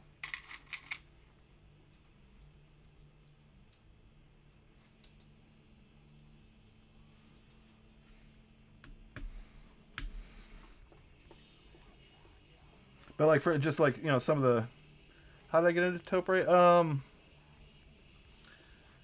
Yeah, I guess my first one was so I got a happy hacking keyboard because I was looking for something kind of smaller. Like I'd bought. I'm trying to remember what the 60 was. I bought like a Vortex or something, and so I kind of gone through a series of MX, different sizes, and was just kept getting smaller and smaller. And I saw an HHKB, and you could still get I feel like at the time, what like 2015, you could get used ones on eBay fairly cheaply. So I got a used Pro 2 and tried it, and I didn't really like it at first. But I kept using it just because it was a useful keyboard, and I kind of started to grow on me, and then it just kind of clicked with me where I'm like, man, I really like this keyboard. I want to get another one. And then they came out with the BT, and I in between, I guess, yeah, I kind of jumping over a few things between the Pro 2 and the BT.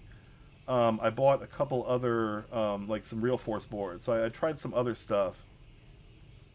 Yeah, I expect probably a third of the hobby could say that if you're of a certain age and started buying boards before COVID, your first board was chances are it's probably a Vortex. But yeah, so I bought a couple other Topre boards that I liked a lot, but just like something about that HHKB layout really drew me. So they came out with the BT, and I bought a BT, and and then I bought another Pro 2, and that Pro 2 cap on it broke, and so I contacted Fujitsu, and rather than like send me a set of caps, they sent me a brand new board and didn't ask me to send the other one home. So like that kind of is what got me into modding. Is like all of a sudden I had a spare Type S, had a broken cap, so it didn't have a full set of caps, and so I started tearing that apart. And then I was like, while I'm tearing that apart, I'll tear apart my Real Force because it had 55 gram domes, which at the time I was really liking the feel of 55 gram in the Real Force versus the 45 gram. So I'm like, I'm gonna make my end game. We're gonna make the one keyboard to rule them all. So I mixed the HHKB Professional BT with the 55 gram domes with the Type S sliders. I don't remember if I used stock silencing rings or if that was like the Silence X era. But like I silenced it.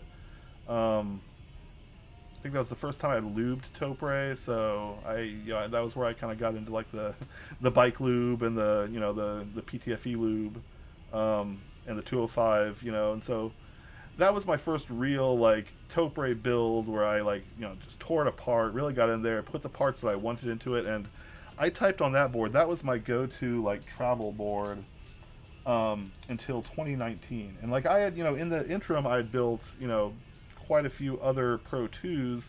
I'd gotten some Hasu boards. I got the Yang boards, and like I loved all of those. But like with the Hasu, the battery life this like kept me from carrying it. And with the Yang boards, they were great, except for some reason when I would connect it to I think it was my e-reader, one of my tablets, it would put a cursor in the middle of it, and it would like click every time I type. It would click.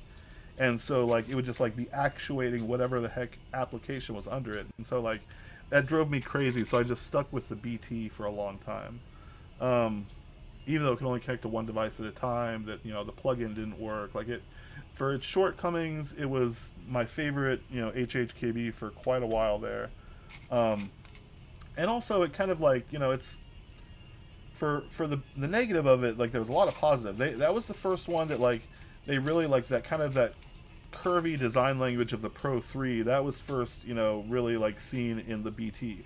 Also, the updates to the feet, like they updated the feet on it so it didn't slide around. They fixed the, some of the creakiness of the case. Like they did a lot of things to improve it that were then carried over into the hybrid. So like, yeah, for a long time that was my board. Like I love that thing. So then the hybrids came out, and then Des and everybody. I mean, I guess Des released their rings before that, but that was kind of my first foray into Topre, but then I just exploded from there. But I mean, I was also like into like the HHKB layout and MX. Like I've got a couple Rama boards. I've got I think the Tokyo 60s were some of my first like complete MX parts, kits builds that I did. Did like the V1. I did a couple of the V2s of that. So I've been doing the HHKB stuff for I don't know, for what, 7-8 years now. Yeah, I like them. It's definitely it's my layout. Like I don't know. Every desk I have has one. Like whenever I go places, I typically will bring one. Like I don't know. I'm a nerd about that shit, but I like the HHKB.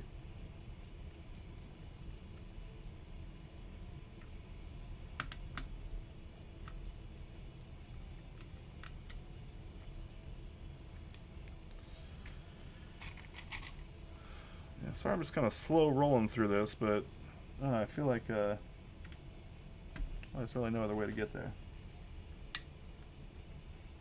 What are we doing? Man. That one.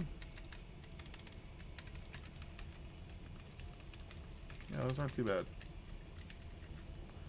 A couple of them feel like they're sticking just a little bit, so I put it together and see what they do. But yeah, some of these aren't falling, and I'm wondering if it's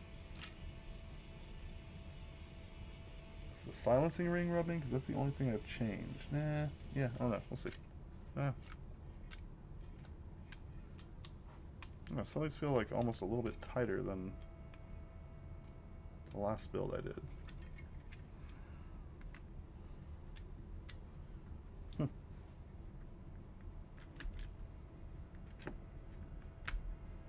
Yeah, I don't know. I feel like I gave the last stream I gave my real origin story with, like, you know, typing on an old Sun Type 5C keyboard when I was a kid. It was the Unix layout, so it kind of, you know, similarly had like control where caps lock would be, had the split backspace, had the backspace lower, like. Yeah, it is. Binding-ish a bit. No, and it's, yeah, it's not just one of them. So I'm wondering, and these came out of another, I mean, these came out of a stock HHKB Pro 2 Type S that I'd used for a while. Like, these are, yeah, so it's not like, you know, they're good sliders. They've been, yeah, I don't know. There's,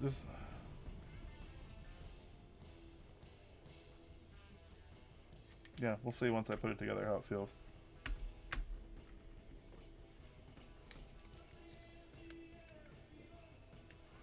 I don't know. If I hate this one, I may have a few keyboards up for sale on Mech Market here before too long. I don't want to jinx myself. Maybe this will be greater than the sum of its parts, and once it's all together, I'll love it.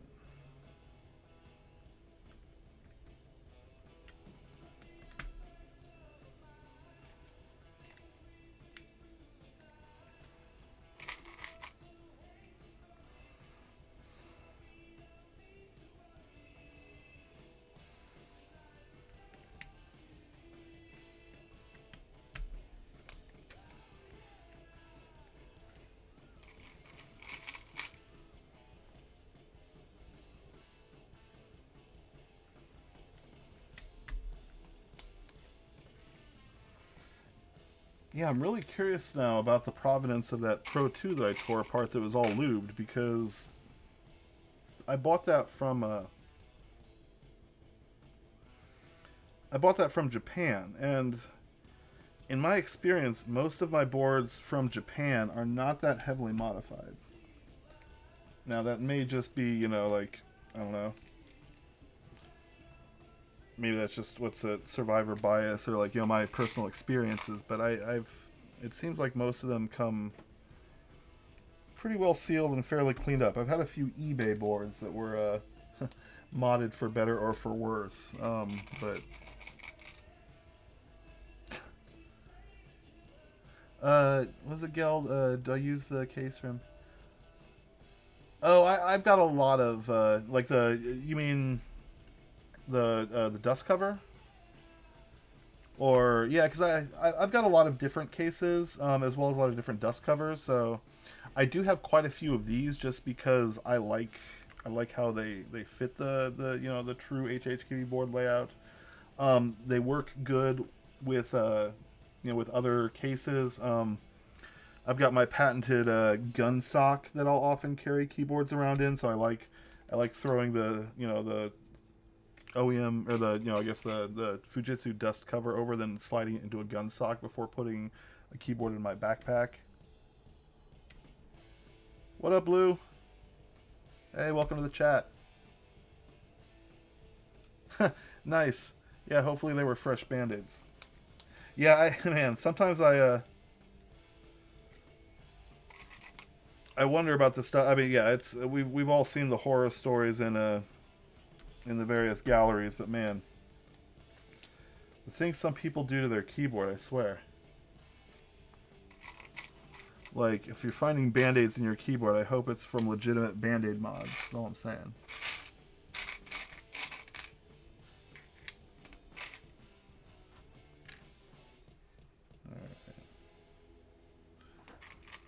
What am I doing? Getting a little turned around. Okay. Yeah.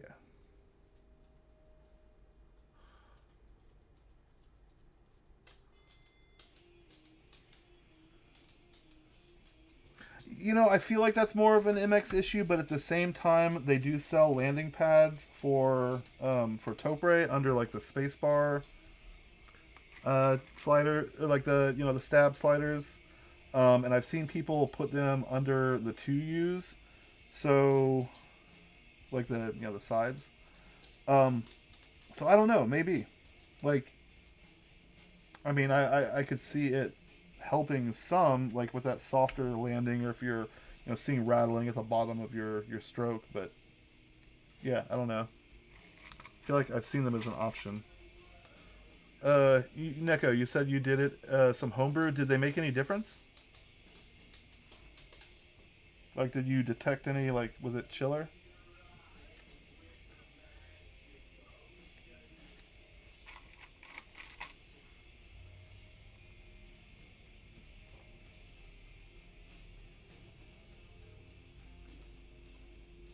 Yeah, I'm sorry, Susgold. I'm really not as up on the MX stuff these days, so I'm not sure what would constitute a good deal on that.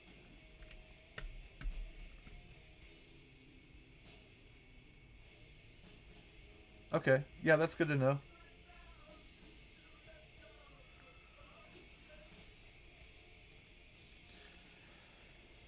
Yeah, I don't know. I feel like I'm fairly conservative on like what mods. I mean, I'll do silencing rings, I'll do lube and RO59 and stuff, but I've not really messed like I've not really messed with the dome gaskets or landing pads. I've done the little like paper circle cutouts on the space bar, those little rubber landers, just to keep that from squeaking, because I did have a keyboard that it squeaked on. But yeah, I don't know. I don't really do too much else.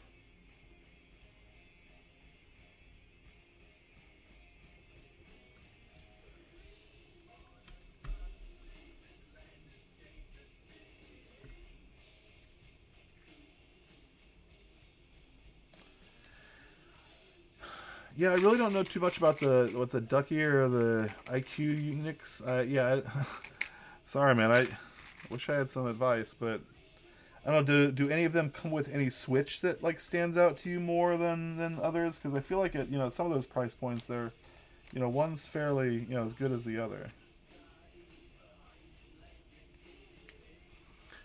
I'm trying to think of like I think as far as inexpensive boards, I bought a couple of those and Pro 2s for some friends with I think they had Gatoron switches that were decent, but like those were fairly inexpensive. Yeah, yeah. I Yeah, I've definitely kind of jumped off that cliff before as far as modding and trying as many things as I could, and I feel like I don't know. I want to say I did an RGB board a disservice by doing so, but I also nothing I tried on that board felt good. Like, didn't feel good to start with, didn't feel good to finish. Like I don't know. I don't know how much saving there is for those boards. Does anyone here have an RGB board that they absolutely love? Like I mean a real Force RGB, like the Proto R2, the rattly one. Okay, Keychron, that's good to know. Yeah, that's why I like the And Pro 2. Is I mean it's I think the ones that I got were like $80. Came with Bluetooth, would pair to multiple devices, were reprogrammable. Like it's had flashy lights, which I think I got one for my brother. He liked. I feel like I mean yeah. Yeah, I wish RGB were a nicer board. Maybe they can take another run at it someday now that they've had a little bit more time building other cases under their belts. Cuz yeah, I feel like I mean, I don't know. I know they have like gamer teams. Like they have like sponsored, I mean, I don't know what games they play, if it's like a leagues team or what, but like I feel like Real Force actually sponsors gamer teams, so why they don't have a better, more modern looking gamer keyboard, I don't know. Or maybe I should just shut up and let them keep building what they're building and be happy with what we got. Yeah, I do like, and I also do like the features, like the AC, like being able to set per key actuation points is just cool.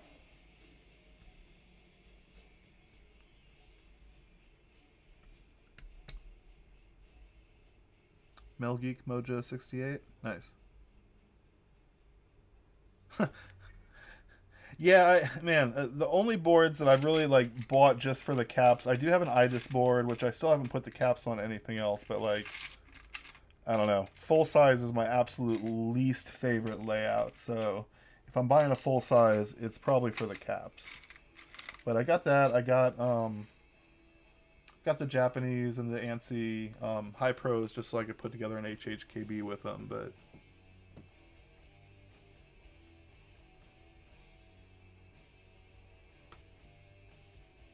yeah, I don't either. But I mean, I feel like somebody likes RGB because they keep selling every freaking computer part under the sun with flashy RGB parts. Like I wish, I don't know. Like I wish there were high-end quality graphics cards that didn't have an freaking LED bar on it, which I know I can just turn that stuff off, but like yeah, maybe I'm just a curmudgeon and all those like flashy cyberpunk looking features and stuff are just, kids love it, whatever. I should just shut up and be glad the graphics card prices are back down to reasonable again. So whoa, we're almost done with these and we can move on to Dome. Yeah, I'm debating if I want to do the blues or if I want to do something else. Um,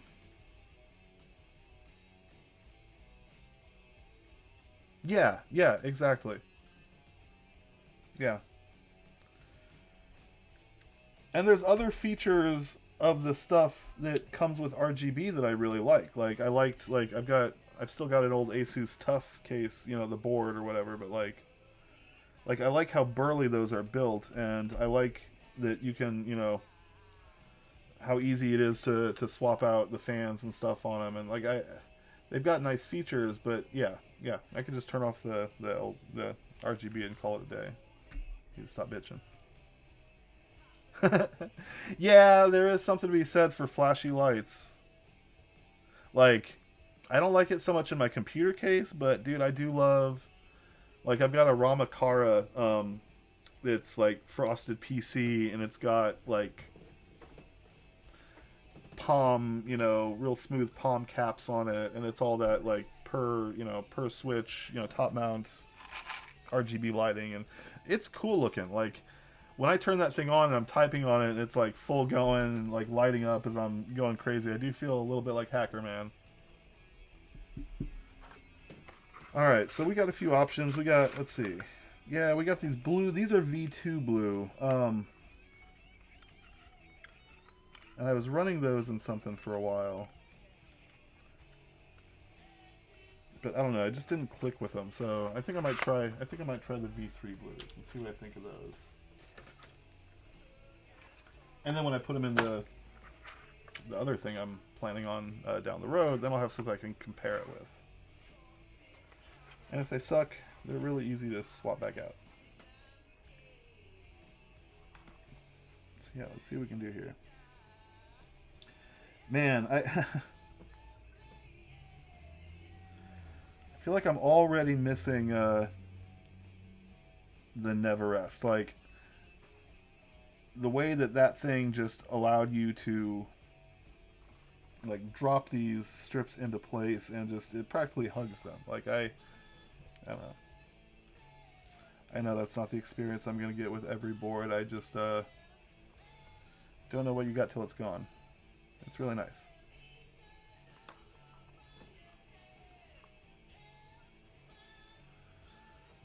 Which ones did you use, Extra Fox? The blue V2s or V3s? Blues, yeah. Yeah, they say these are what, like 56 gram, but I feel like, and this just may be from my experience, but like the values of their weights. Okay, yeah, blue, yeah, the rounded. Yeah, man, it is fascinating to me that what? There's like 15, 16 aftermarket domes that have been released across two companies, and these are the first ones that are actually rounded like an OEM dome. Like it's just kind of interesting that like we've been chasing that BKE feel for so long that so few people actually know what BKE even feels like. Like I was saying that I got one recently, and not even the whole thing, just the domes, and I've got them installed in a heavy grail, and it's like that was my first real experience with BKE was typing on that board, and man, they're nice. And I feel like now it gives me such a better understanding of what BKE Redux, what V1, V2, Caret we're trying to strive for. Yeah, yeah, they definitely. I feel that's the case across the board. Oh shoot, I was about to be real sad there for a second when I realized that I didn't have my two U's installed or my freaking spacebar. Yeah, pause. Let's fix this real quick. All right. Let's hope I don't knock things around too much popping these in. Yeah, that's not bad.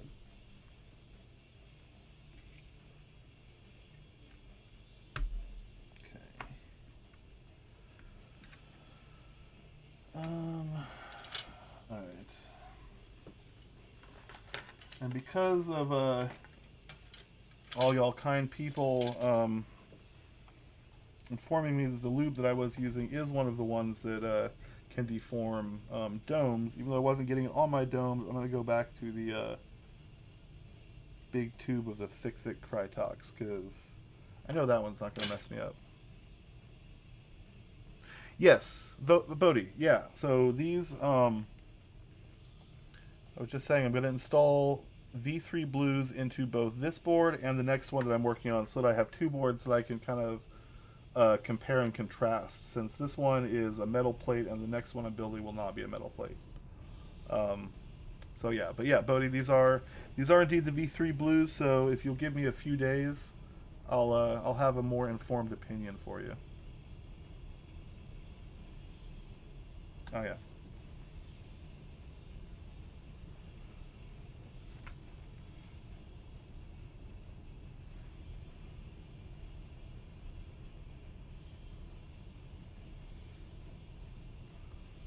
So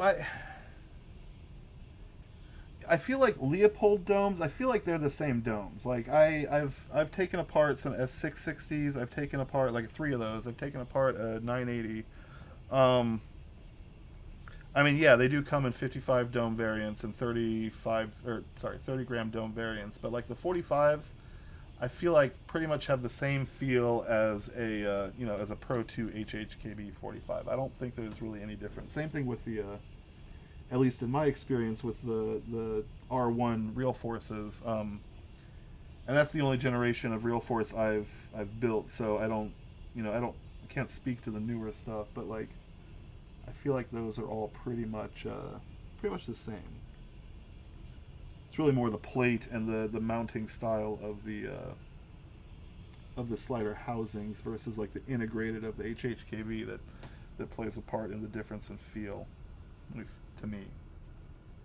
Yeah, R1 is sick. I mean, I hope R3 is cool. I've not, again, I've not messed with those either, but like, yeah, R1s, they're pretty cool. If they would have come with a detachable cable, and Bluetooth, I'd have kept using them. Yeah, TKL LMAO, like, no joke. No HHKB, no life. Like, yeah. Yeah, it all does come down to that. Like, as much as I like these boards, if it's not an HHKB, it turns into an expensive paperweight to me.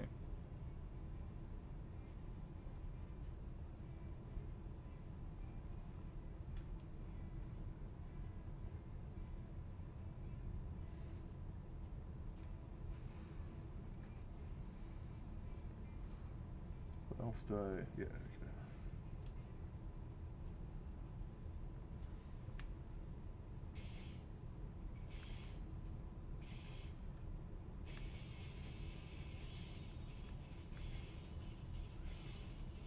Okay. Oh, nice, the sword. Man, yeah, there's a couple Austin bands that keep popping up on the list. I'm digging that.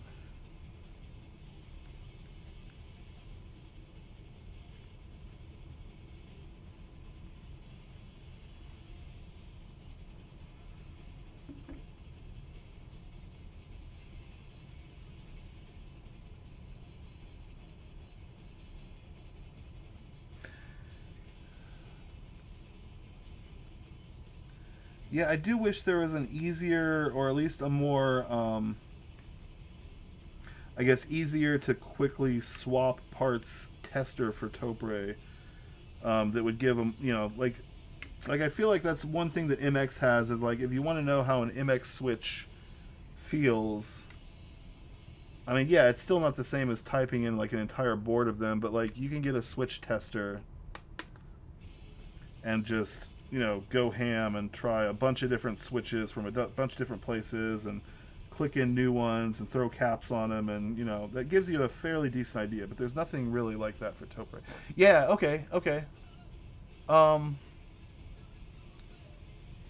Is that pinned somewhere? I need to look into that because I'll. Yeah. I guess I'm recording this, so I'll make a note of coming back and looking at that because I definitely want to get something like that. Like I was thinking maybe my Neverest 19 would kind of be my tester because there's really only like 10 screws you got to pull to take the entire thing apart. But again, I like that thing and I don't really want to I don't want to just use it as a glorified tester. I want to actually like map it and do cool stuff with it because it's such a cool little piece of hardware. Like it's I don't know. I was using it the other day when I had it plugged in as my controller for my OBS setup for streaming, and like I want to do more stuff like that with it. I feel like that's kind of more. That's a way better use for it than some freaking tester.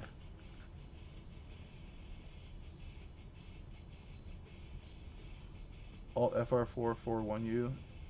Nice. So yeah, that's. I think for testers, at least for me, and I don't know which direction it would be. If it would be a 4x3, it'd probably be a 4x3 where it would have 2 rows of 4 1Us and then 2 2Us, so that you could test different combinations and different feels of different sliders, and that would really allow you because I feel like most of the, or at least I say most of the aftermarket, there's deaths. I feel like the length of they give their domes out in 4U strips. I feel like the HHKB, like those, not all the strips are 4U, but if you open up an OEM board, like a lot of them are 4U. So 4U seems like a pretty fairly standard width to work with a lot of stuff. All right, so now I'm just down to cutting out the one use here, and then we can pull the sticky stuff off that other plate and get me some springs. And we're going straight up OEM springs on this one. We're not doing the DES. We're just going to use the ones from the Pro 2. Yeah, that Raita is sweet. Like that's one that's super cool. Like, man, yeah.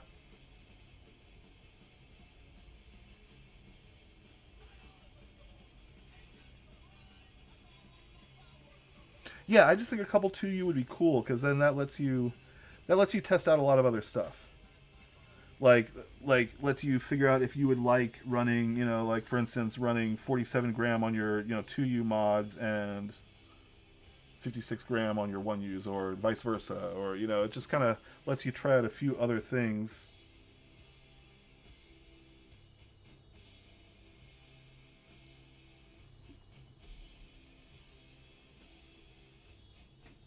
What did I do?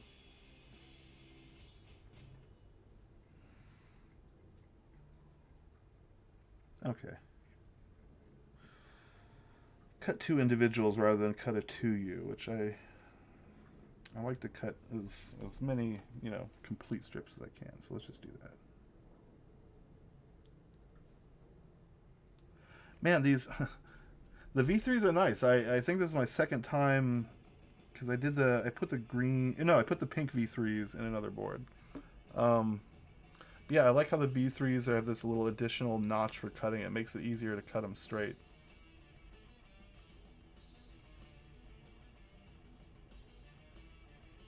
Yeah, yeah, just that way then you can have like a full set of with rings, without rings, carrots versus pinks, or yeah, it would let you do side by side comparisons.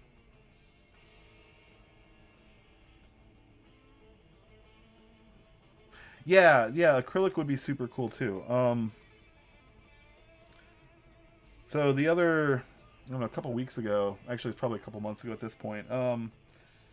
One of the discords we were talking about, the long limited elite keyboards and whatever happened to them, and I was like, well, they still have a store. They have like exactly maybe 3 things for sale, but I wonder what happens if I order from them. So I ordered their little, 1U Real Force keychain that comes with a little Real Force key and a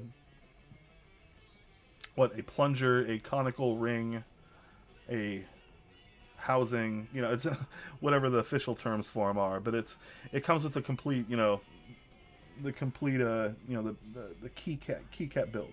So I got 4 of those, thinking like I'll take those apart and put different kinds of domes in them and just have those on hand as like testers. I can bring them to meetups. So it's like if you want to feel what an extreme feels like, press on this. If you want to feel what a whatever, just do some odd domes just to give people a more well-rounded, view of what Topre can be. But yeah, they're pretty cool. Like for just little 1U, but I don't know the way that the screw goes directly into the material. I don't know how many times I really want to take them apart and put them back together. So maybe there's a better way to demonstrate that. Man, Extra Fox, you are the real MVP. Like, I appreciate you and your designs. I still haven't printed them because I've been kind of lazy on my printing lately, but I got the, they're in the list. They're in the queue. All right. So there we go. V3 Blues. All right. We still have 60 of these, so we still have enough for a complete other board if we want.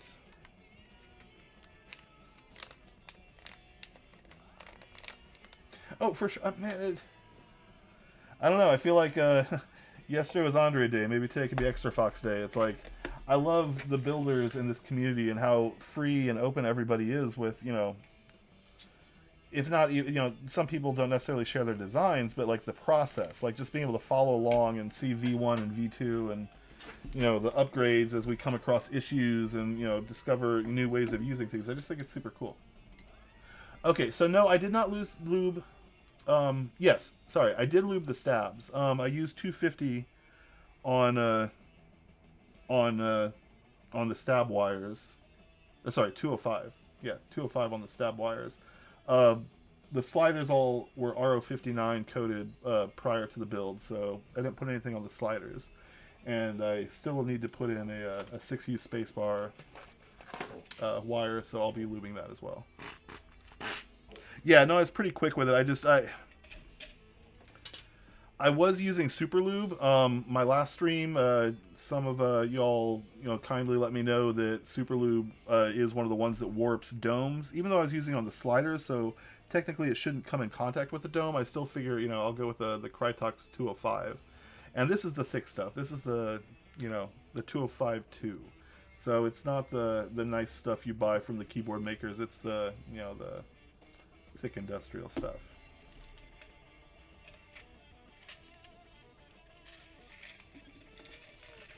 I think this is a yeah, that's a 6. All right, so let me brush that up real quick.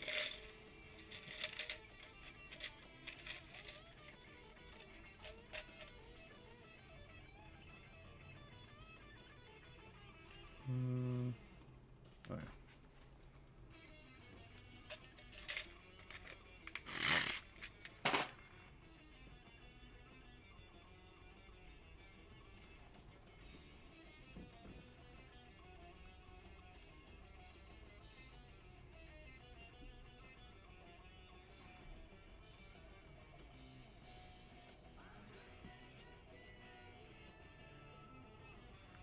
Sorry, yeah, I don't know, maybe I need to resituate my camera or figure out something with my desk. I keep doing things off camera, which I figure you know what I'm doing, but like, it's not really the most appropriate demonstration.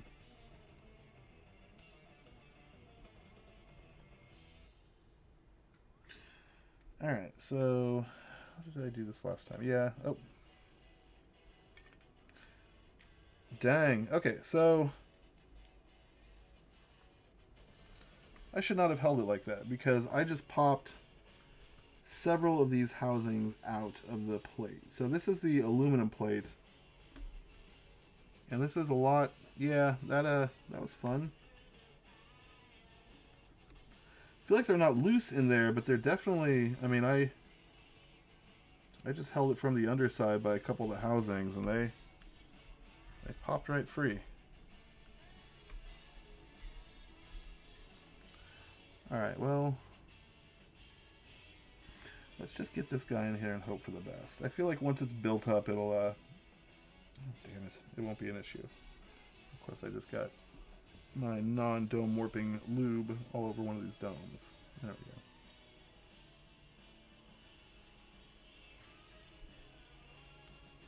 Yeah, that popped right out. Okay.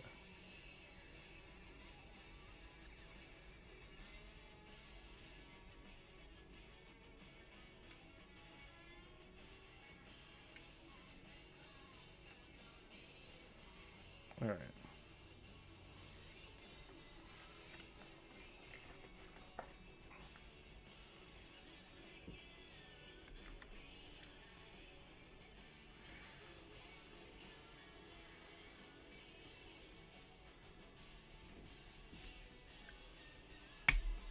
Okay.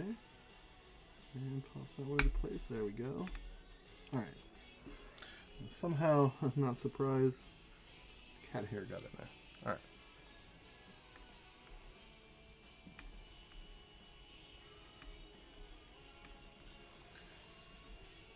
Yeah, one thing I do like, I think I mentioned in the last one, the above head view is I can actually see what domes are slightly out of. Well, let's yeah, before I get too deep into that, let's just go ahead and put the springs in. So I'll move this guy so I don't accidentally scratch it.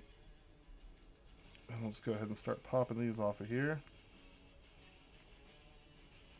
Moving the springs over.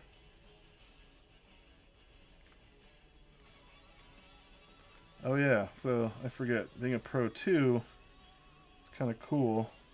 If you've not worked with a Pro 2, they have these giant, it's like a two-piece, yeah, it's just like big dome sheets. These are fun. Yeah, I love Pro 2s. Alright. Let's just carefully do that with this one.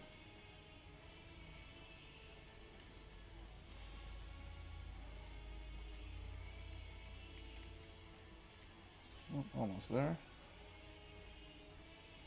Yeah, different ones have different, like, man, what was it that I took apart? I think it was a 980C that I took apart. It was a 30 gram, and it was practically a single sheet. I think it, like, they had one sheet.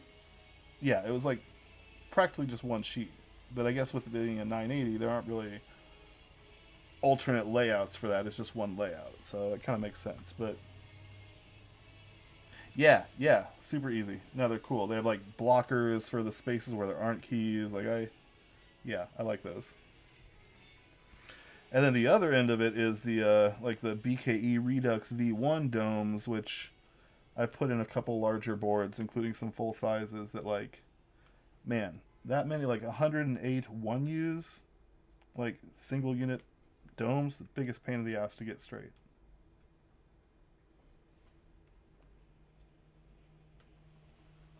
Yeah, one sheet is really nice.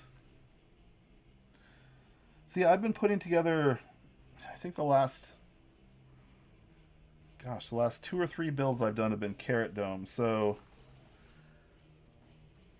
I'm definitely noticing like the difference in the interior, both in shape, like the roundness, as well as just that little nubbin that like kind of sticks up. Like they're much smaller on the V2s and V3s versus the carrot. So yeah, that's definitely kind of what sets the carrot apart. Yeah. I've done that where you jostle it just wrong, and now you got to realign 70 domes. It's not fun.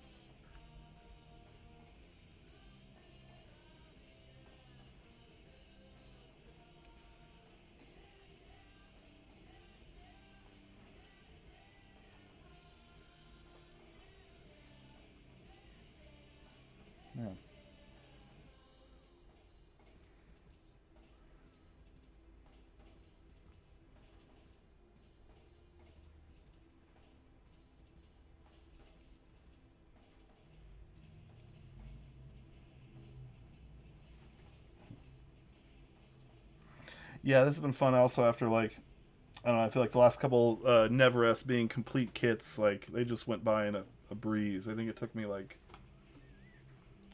what 28 minutes, like start to finish, to build the 19. Like it's fun to build something that requires a few more steps, a little bit more taken apart and put together.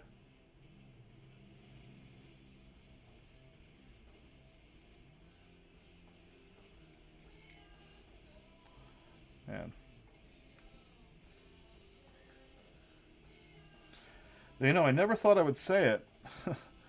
Kind of itching to put together an MX board, and I don't know what. Like nothing on the market's really jumping out at me, but I don't know. I want to try. I've been doing so much Topre lately. I kind of want to mix it up and try something else. So I may need to go start looking and see what the hype, the new hype stuff is, and maybe maybe try something different. As awesome as Topre is all the time, it's sometimes it's cool to do something else.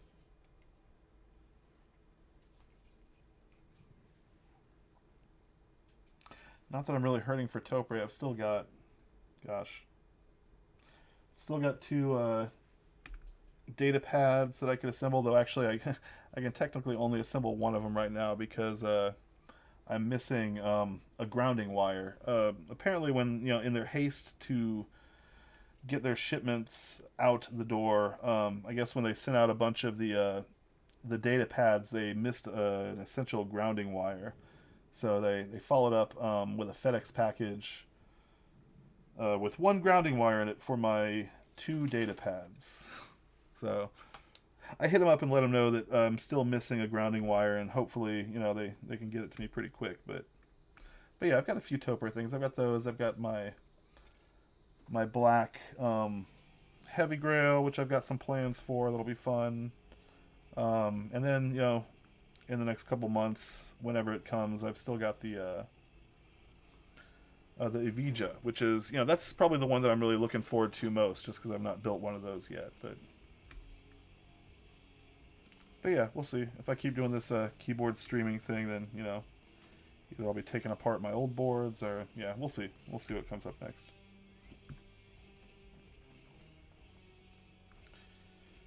Who knows? Maybe someone will think that what I'm doing is the bee's knees and just decide to sponsor me and buy me a bunch of boards to assemble at my leisure, and freaking wine and roses for everybody.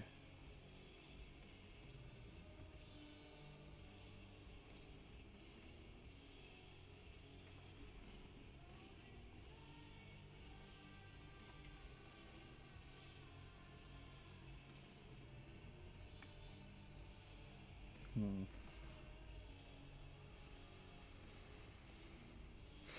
Looks like I just got a little bit of lube on that spring from what was some residual lube on the board. So try to clean that up.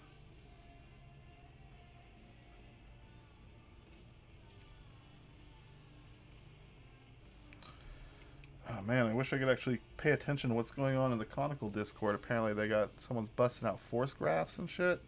Dang. Y'all getting scientific on me.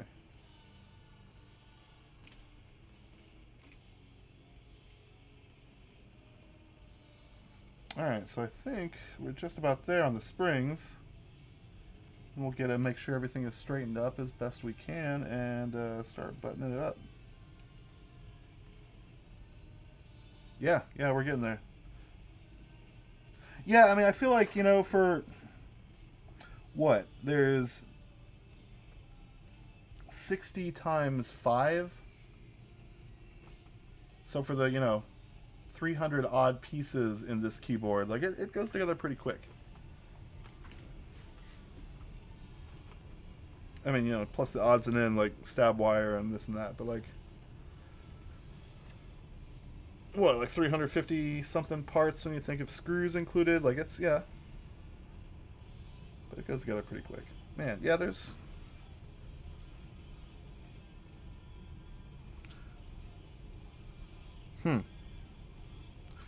It doesn't look like the board was, like, fully lubed, but I am seeing, like, you see that little.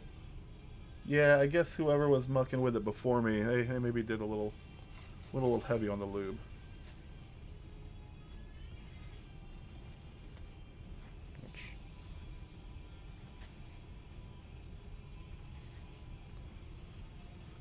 You don't? Yeah, so it was a Pro 2, which I feel like this era of Pro 2.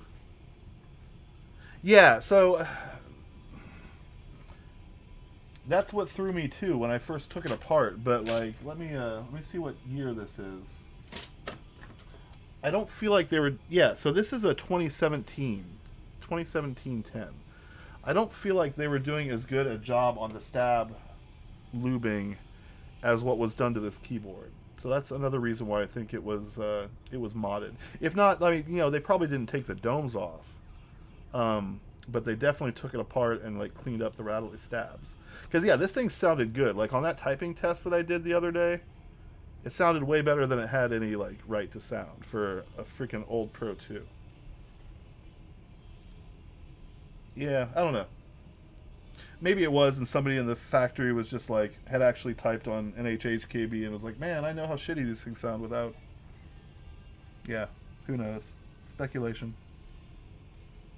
Yeah, right. Someone doing people a favor. Um,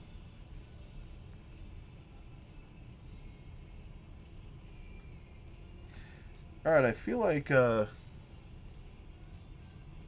that's fairly square. Let's go with it.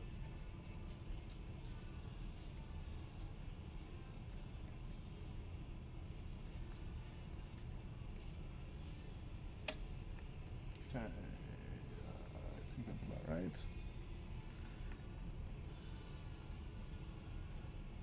Square it up with the holes. All right.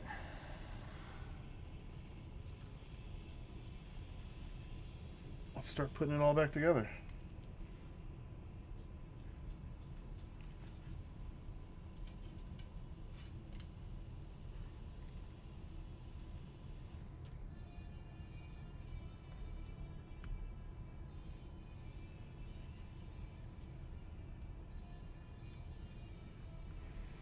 All right, so I'm going to go real easy on these, at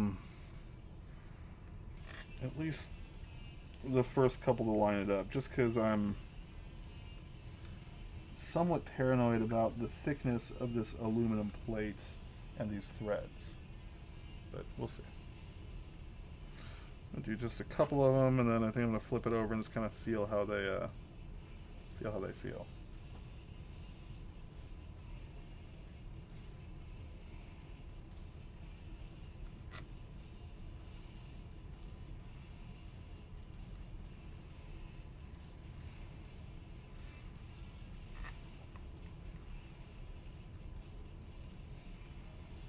Okay.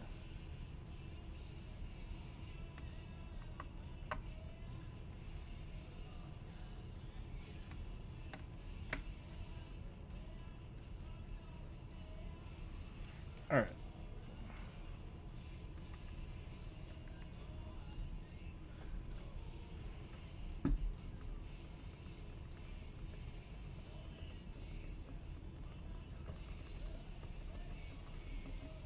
Yeah, now that it's together, I'm not feeling any of that binding that I was kind of seeing. So, yeah, I like... Yeah, that's not... Did I scratch it again? Fucking whatever, man. Oh, that's just lube. Okay. Yeah, the... Kind of got that domino look to it. I like that. Yeah, I'm not mad at this at all, as far as appearance-wise. Yeah, I might have to lube this stabs a little bit more, but I guess that's another benefit of the desk slider housings is even if you're not using the desk sliders or using MX caps, like the ability to get in there with a brush and add just a little bit more lube without having to take it apart, worth their weight in gold. Yeah, man, you know what? Let's finish building it, but I'm not as inclined to hate this right now. Let's yeah, I don't know why I'm even doing this because I've been having the board on the thing the whole time, but whatever. Oh yeah, that's right. What am I even doing? Yeah, it's not bad. All right, let's finish putting it back together.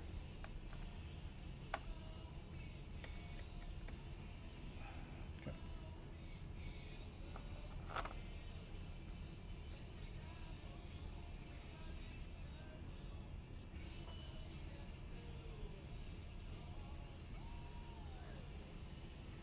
And I feel like I don't know. I see everybody using those electric screwdrivers, and I kind of want to get one of these days, but I've used a non-electric for so long, and like I feel like I'm more apt to strip things with an electric screwdriver versus this one. Yeah. So I'm sorry, I missed a couple of your questions. So yes, the aluminum plate did come with it. It actually, when I bought the S60, it came with both. I believe it came with the aluminum and the steel plate, but those were the only ones. Yeah, I'm sure it would save me time. Maybe I don't know effort. I feel, but I've also like I've been working like in my younger days. I used to work in a I don't know in a computer lab environment at AMD, and so I did a lot of builds of engineering sample systems, uh, like pre-release laptops. And so I did a lot of screwing and unscrewing, and I got pretty decent at kind of feeling that point of the threads. And I don't know, I maybe it's just my paranoia, and I could just set the torque setting and call it a day, but I feel like I can do a better job with my hands than with an electric.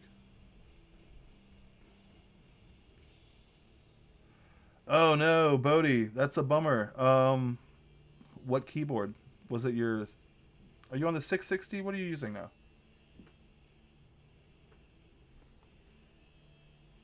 Yeah. Oh man. At least it's not a 980. But yeah, that's a bummer.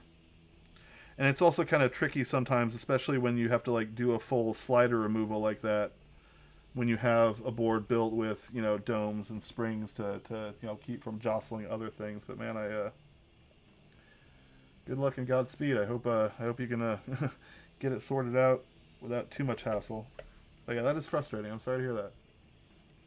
And yeah, that's once you notice it, you can't notice anything but right.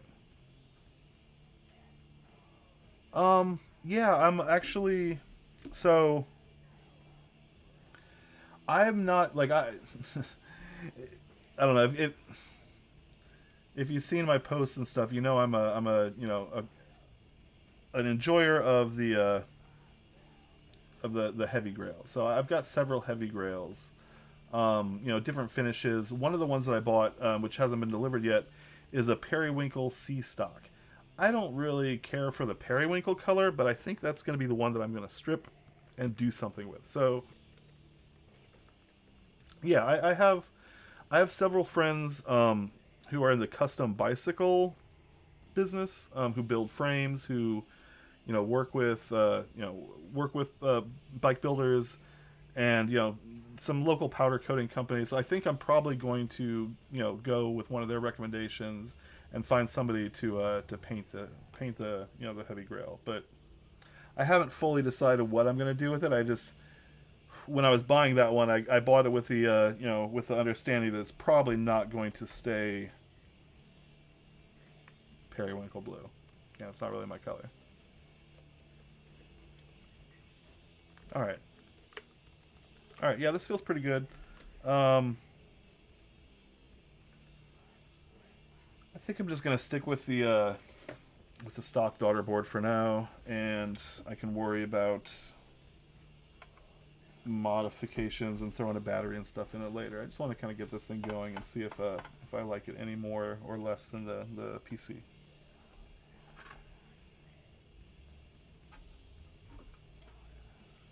What's the switches?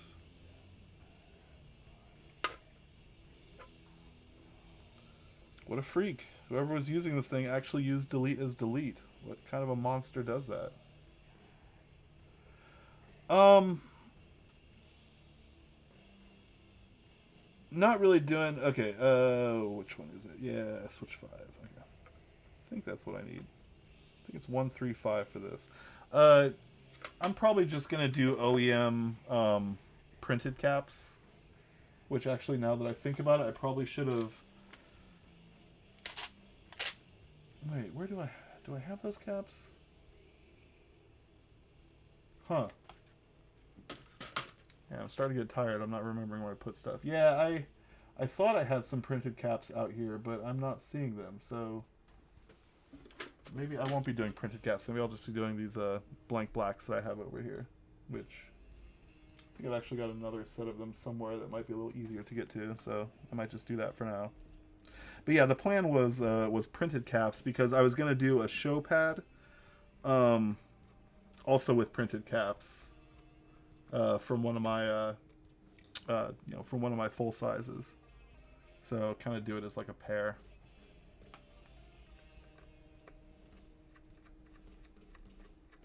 But I might just throw the black blanks on here to get it going because I don't know where the heck I put them.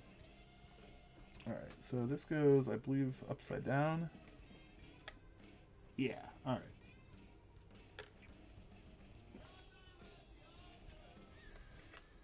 Might be easier if I connect it first. Wait a minute. So, flip that. Wait a minute.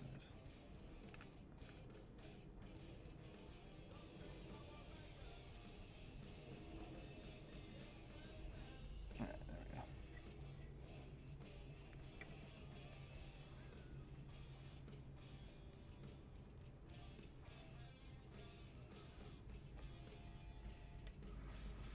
I really wish there were more, like, sets with 6U space bars, because I don't know, there's so many other caps I think would be cool to put on a board like this, but I just, none of the sets that I have really have that 6U space bar.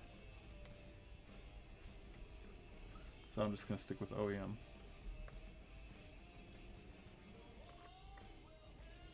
Cool. Well, I think that's it. I don't think I missed any screws.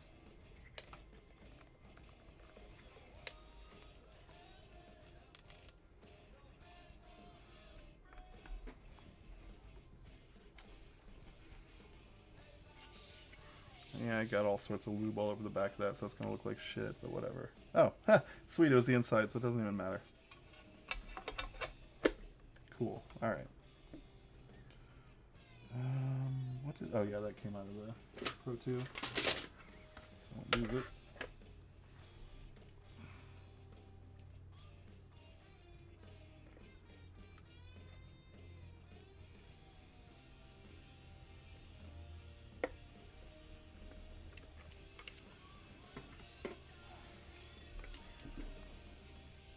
Alright, so just need to put this, just screw the bottom on, throw some caps on, and we'll be done.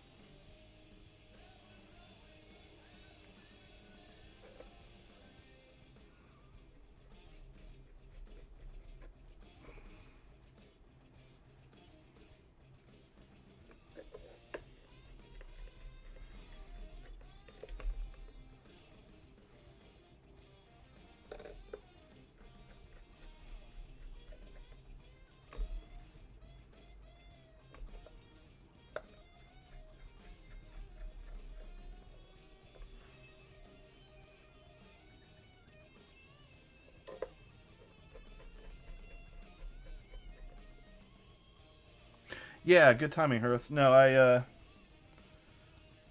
still need to put the caps on it, but we pretty much got it built up. It feels like everything is working, but I haven't actually plugged it in yet. So yeah, good timing. Let me just put these little bump-ons on here, and we can get the caps installed. Let's see what it sounds like. Yeah, I do think the gasket mounting is a large part of what I love about the the live oak. It is as far as not as far as topiary goes, it's fairly unique. And I know there are various I mean there's MX boards mounted all sorts of ways. They got boards mounted on rubber bands, it seems like, but like Yeah, yeah. For Topre, it's a very novel mounting system, and it really works well, and works well to kind of hold the board together and give a little bit of back pressure, so when you screw it all down, it engages well. So, hey, what's up, CG Buen? Yeah, I'm man, I'm getting everybody coming right at the end here. So I just finished putting this together. I'm kind of this is my you know Sho S60 Strikes Back. I had so many problems with my PC S60, which I don't know. I've got it around here somewhere that and I feel like I've been unfairly knocking it. So I wanted to build another one. I wanted to try an aluminum one because I watched your stream and you liked yours and Chono likes his, and so many people that I've talked to love their S60s. So I figured I had to build a new one. So yeah, S60 gang. Everyone that I've talked to absolutely loves theirs. I feel like I'm the only person in the world that had issues with mine, and it was just like one thing after another. So I swear I rebuilt that first one like 5 times, and I couldn't get it quite right. So I've been feeling a lot better about this one. So I think, oh, that's the ferrule. I hear that rattling inside. I might have to put some tape down or something just to keep that metal on metal tapping go away, because that's a little bit frustrating. All right, I'm gonna step away real quick and find those caps because I thought they were right here, but I'm not seeing them. So just be right back.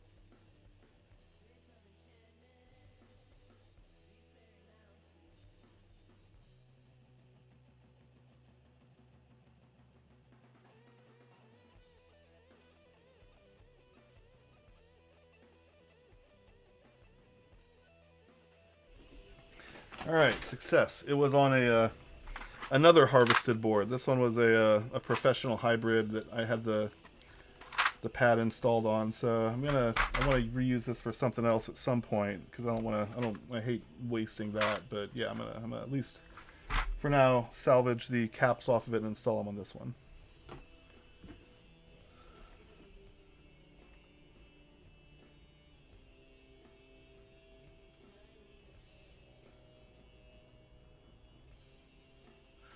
I don't know.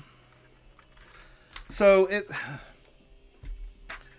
I mean, the biggest detractor for me is that it's not an HHKB. So I'm a sucker for HHKBs. I think, if you're in any of the discords with me, you know that I am an HHKB enjoyer and an HHKB enjoyer only. Like, I own several FC660s. I own Real Forces 980s.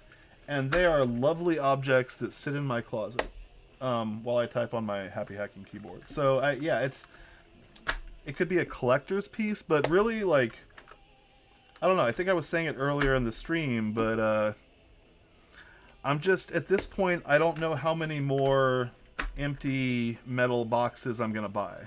Like, it has to do something cool. It has to have a feature that is interesting or unique or, helps progress the, the development of the form. So, I mean, I don't know. It looks nice, but I'm not a TKL guy, so I don't think it's going to happen. But we'll see. We'll see what price point he comes in. I may, if I got my review coming up, if my boss really likes me and throws more money at me and I'm just like, shoot, what am I going to do with this money? Maybe I'll end up with an Unreal Force.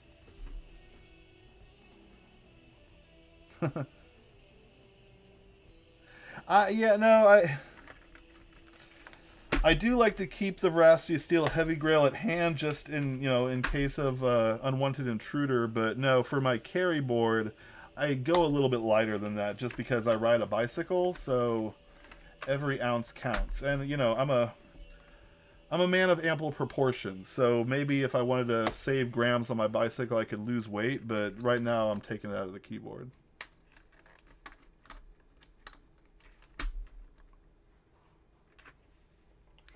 Yeah, Bodhi, I will give you that. Your Poverty Force board is certainly one of a kind. I've never met its like.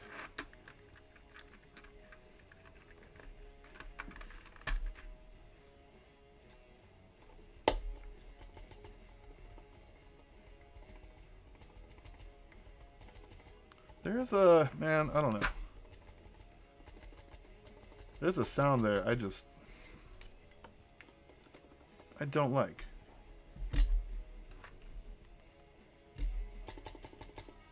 That's that frickin' feral. It's that.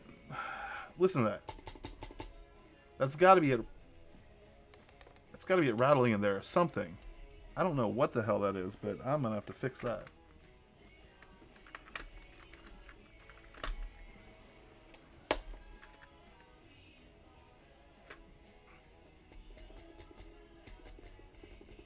Yeah, that's got to be.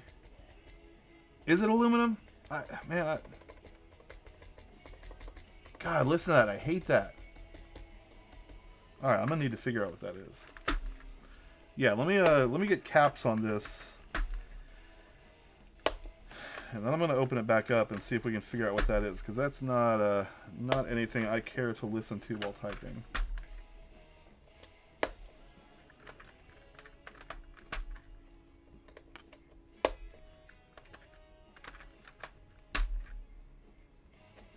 Yeah, there's something. Yeah, that's something. Yeah, yeah, we'll see. That's not a bad idea for the sound deadening mat. And that's something I really, yeah, I don't have, I don't know if I really have anything I could use for that on hand, but we'll figure something out.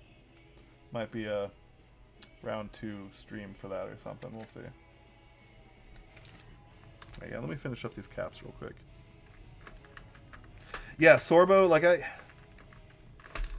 don't know, I've got a car audio place right down the street from me, so I feel like I should run down there and be like, yo, bro, give me some of your offcuts. What do you got? And like just like pile that shit into one of my freaking one of my keyboards and see what it does. Yeah, desk mat everywhere. Sand. What? Canberra, I hope you're kidding, but I don't know. I've seen an MX streamer too. I wouldn't put it past them. Those guys are crazy.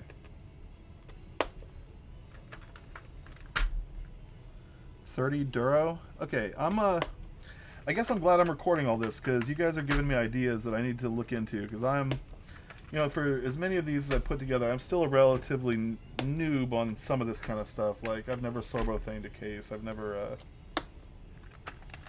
I don't know. Yeah, I'll have to look into that. Appreciate the suggestions, y'all. Gives me some more stuff to play around with.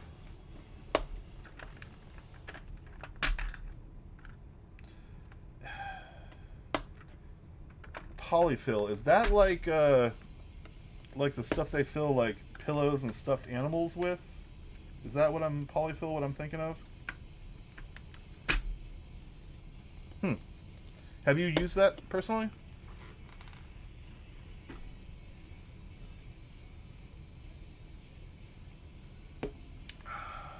Yeah, I'm wondering what it's made of. Is it cotton? Like I guess poly, so probably not. But yeah, I'd have to goose down, make it super fancy. Man, totally off topic, but apparently down pillows are hard to come by this year. I was looking for some over Christmas for my girlfriend, and I had to like run by multiple stores, and the only ones I could find were some on like very clearance that were being replaced by some stupid like polyfill fake down, whatever the heck. But yeah, I found them, but it was not easy.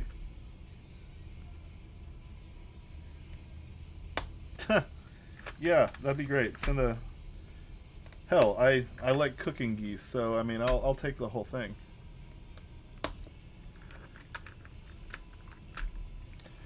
But I do prefer duck. I like rendering all the fat out of the duck, and I don't know. I've got a smoker. I've done some decent tea smoked duck in. All right, we're almost there though. I don't feel like we're actually almost there because of that stupid noise. Yeah, like I live across the street from a Chinese I guess supermarket. It's called Hong Kong Supermarket, but they have ducks that they sell there that it's like they don't sell by the pound. It's just a flat price, and the price has gone up a bit. But like, if I go to my fancy local central market like and buy duck fat, you're paying like $30 for this little thing of duck fat, and I can get like that much fat out of a duck that I'm paying like 20 odd bucks for, and so I still have a duck, and I can eat the duck, and I have all this duck fat. So it's like I don't know. Takes a little bit of effort to render, but it's way worth it. Yeah, I mean every single duck is full of it, dude. You can just buy a duck and you have duck fat, because they are some fat bastards. All right, so this thing is built. Yeah, let me do some cleanup real quick, and maybe we can figure out why the hell it's making this noise, because I don't like that.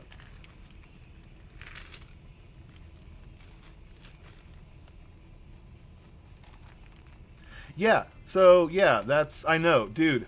I am a freaking chicken rice fan. Like, give me that chicken fat rice. I'm all over that. I have a very long history with that place. Like way back in the day, what is it, Ang BMT, like NG Cafe, I think is what they call themselves now. But the two sisters that used to work out of, like, they had a little sandwich stall in that place. And man, it was my favorite banh mi in town. Like, they were freaking amazing. And they moved, I guess, because like the owners of the market sold to someone else, and they wanted to like. Yeah, exactly. Yeah, so you know what I'm talking about. Yeah, so when they got kicked out of the Hong Kong market, they opened up that spot inside of Lucky Bakery with the Chinese bakery next to Sunflower, and then again they got booted out of there. So now they're up off of North Lamar, kind of where it hits Palmer, and that same shopping center as, like, I think Ho Ho is up there, like the Chinese barbecue. Um, but yeah, they're up there now, and they do Thai food, but they still do banh mi and other Vietnamese baked goods and stuff. So they're good. But well, yeah, what's up, homie? No, it's cool to see people from the neighborhood.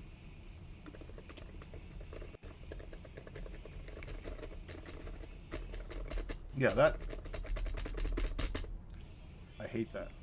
Let's find out what that is. Oh yeah, listen to that. Let's see.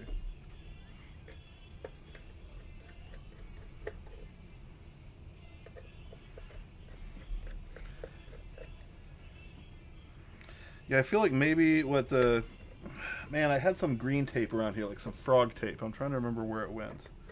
Maybe I just need to like wrap that thing in tape it down, and call it a day.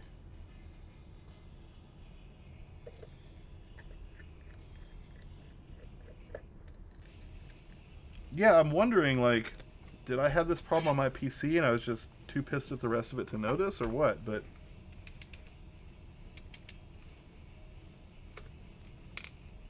that's got to be it right there. That's got to be it.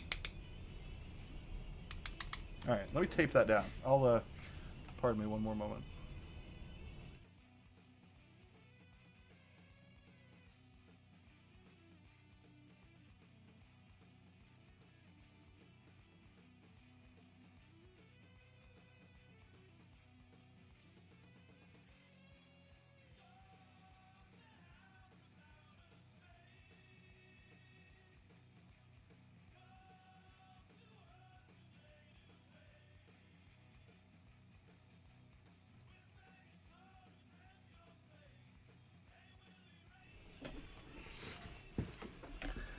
All right, let's get froggy with it. Here we go.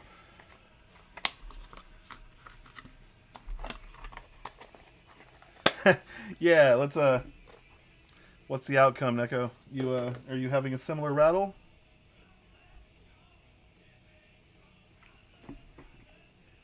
I feel like I'm just gonna wrap this thing in tape it down to the PCB, put it back together,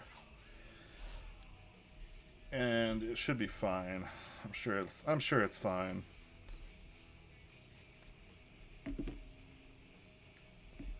But yeah, that was funny, man. Man, do I even want to like, you know? I'm wondering where the best place for it to be would be. Is it because it was like if I moved it up higher on the cable, would it even be an issue?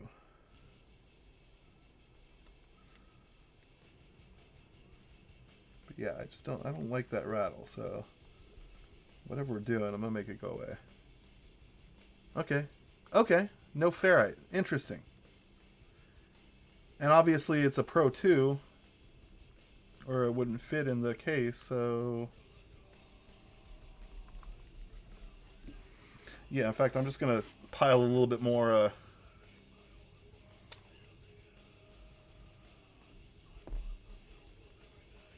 Oh, anymore.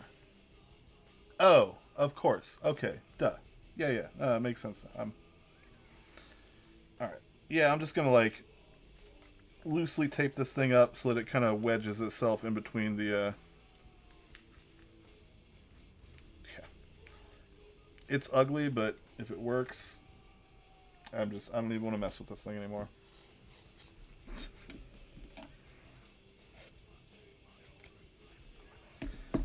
Maybe that's not the best attitude for a keyboard streamer to have, but man, I just want this S60 gonna work. Yeah, exactly. It's the last time we're looking at it. It's gone. All right.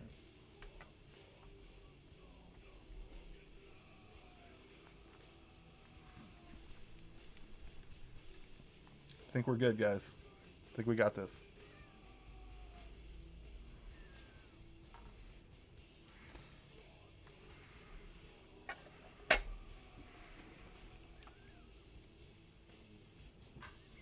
Yeah, I wasn't gonna take no for an answer.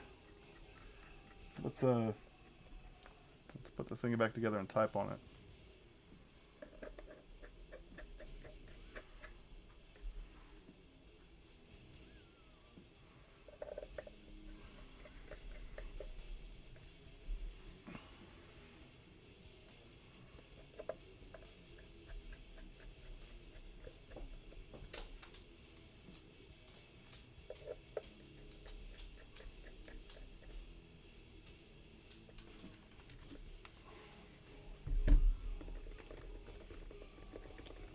Okay.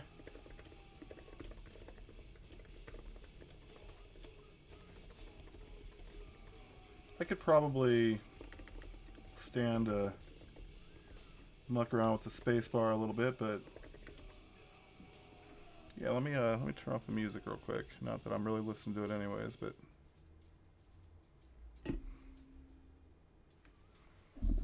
see what we got here.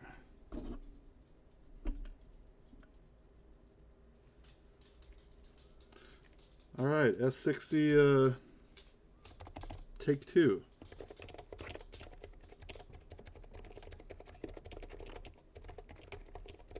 Yeah, no.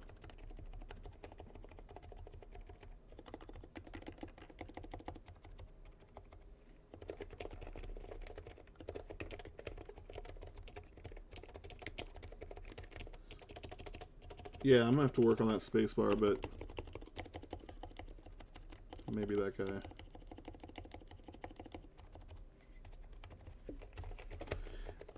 It's definitely a lot better feeling than the PC, at least to me, and it doesn't creak. So that is marked improvement over the PC. This is I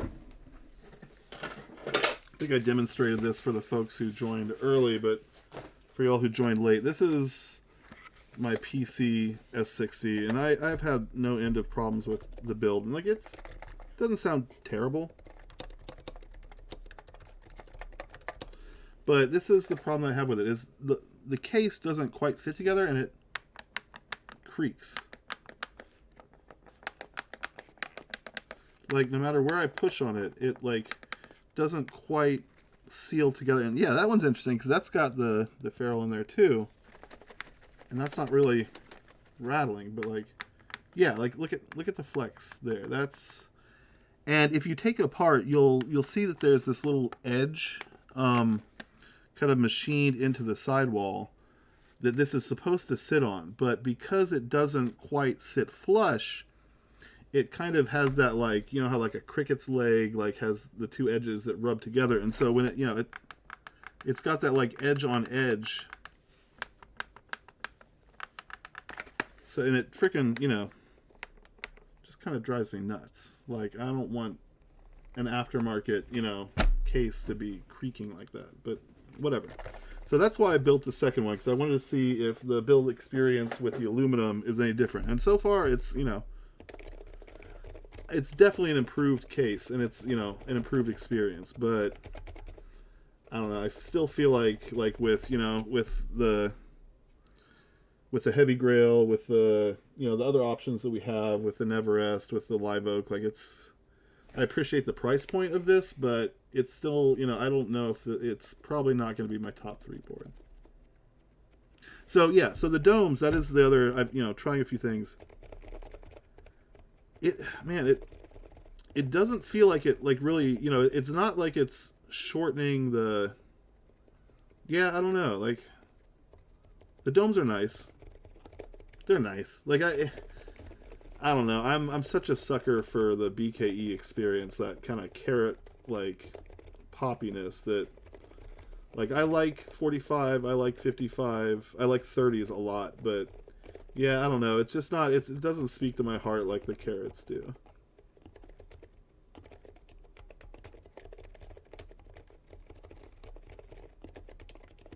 Yeah, it sounds good. Like I do like the sevens. I like the combo of the slider housing and silencing ring. That's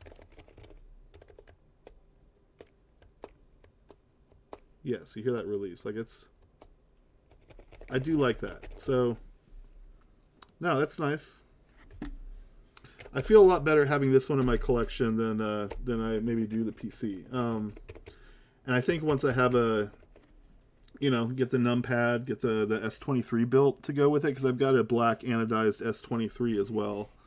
So I'll probably put similar caps from one of my other boards on it. But yeah, no, it's not bad. I like it.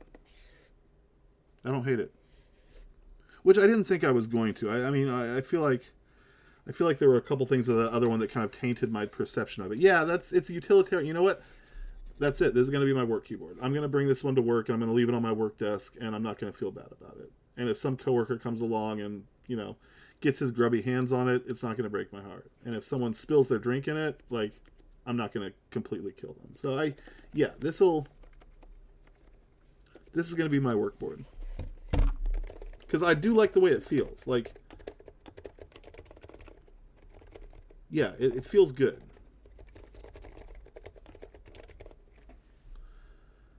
Okay, so yeah, that's okay. That was your original question. So, tell you what, Bodhi, give me a minute. I'm gonna get out an old Pro 2. I'm gonna get out my Pro 1. Let's let's answer your question here. Give me a second.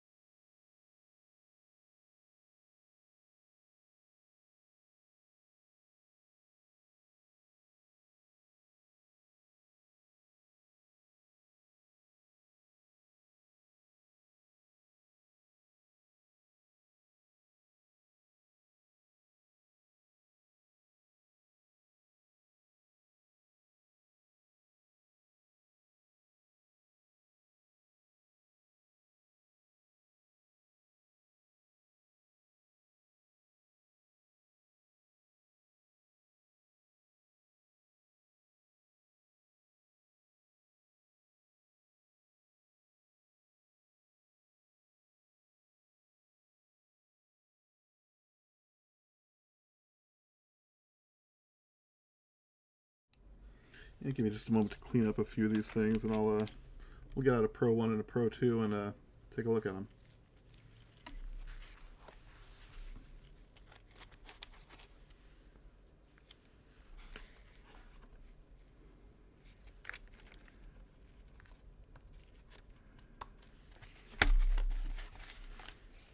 All right.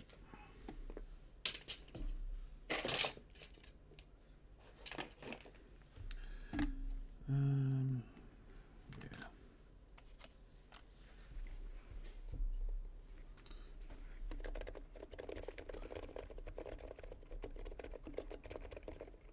Oh no, you guys are great. I mean, I would have been doing that exact same thing whether you were there or not. You know, the only difference is if I'm sitting here talking to myself or if I'm talking to y'all. So it's either way, I probably would have been doing the same thing.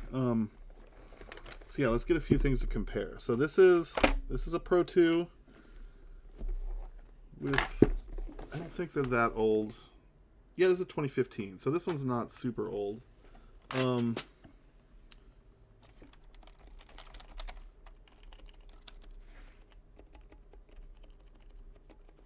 Yeah, you know,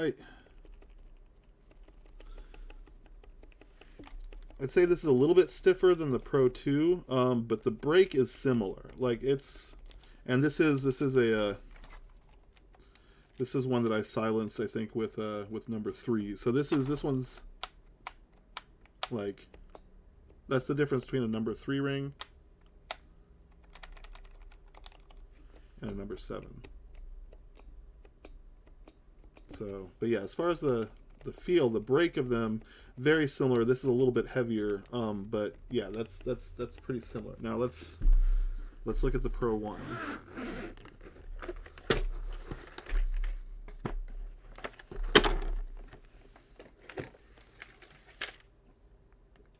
So this is a 2005 Pro 1.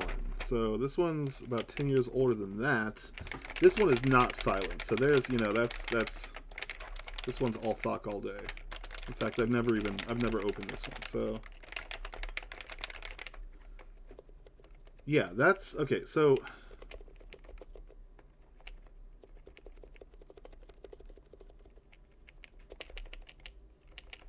I think if you are, yeah, Bodhi, I think if you are looking to replicate this, probably blue V3 is your best bet for aftermarket. So yeah, tactility, it's fairly similar, honestly.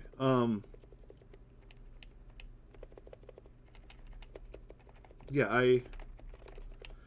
I would say they're very, very similar. So yeah, I would after today, I would say that, like, if you're looking to replicate like aged, like real actual aged 45, your best bet is probably the, you know, V3, without going through the, you know, the process of UV aging or what have you. You know, I still haven't tried the ozone generator, so that might be another way of doing it. But yeah, it's out of the box. V3 blues is probably the closest to aged 45. So yep, there you go. That's my opinion. Does that answer your question, Bodhi?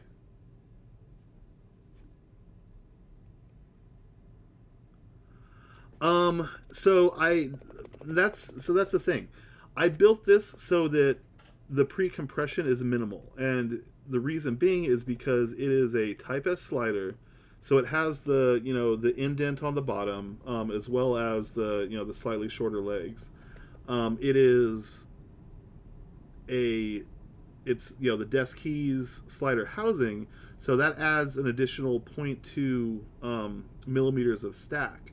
So I went with the number 7 rings because, you know, if you think of like your standard Type S, you know, silencing ring, they recommend a number 5. So going up to the desk housings, I went with the number 7. So there's really not, you know, it's tight. Like there's not a lot of wiggle or give in it, but it's not really pre-compressed, I wouldn't say. So I don't think that's really. But if you really, really want an answer to that question and don't mind waiting a few more days, I will have that answer because I've got another board that I'm planning on building, and in fact, part of the reason why I did this build is so that I could take this Pro 2 apart and get to these sliders, because these sliders are going in a board unsilenced. Because I know Shiwahime was wanting an unsilenced build, so the next build will be a combination of unsilenced sliders and blue V3 domes.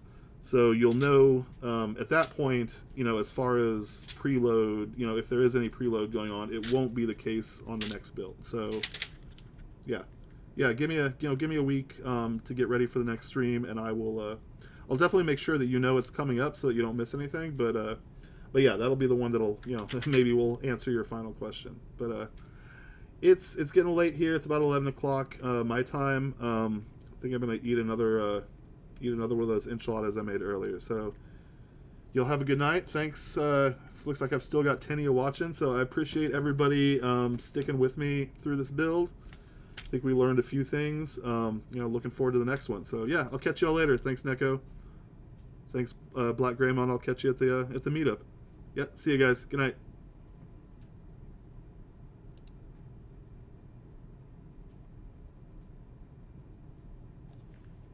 Not bad.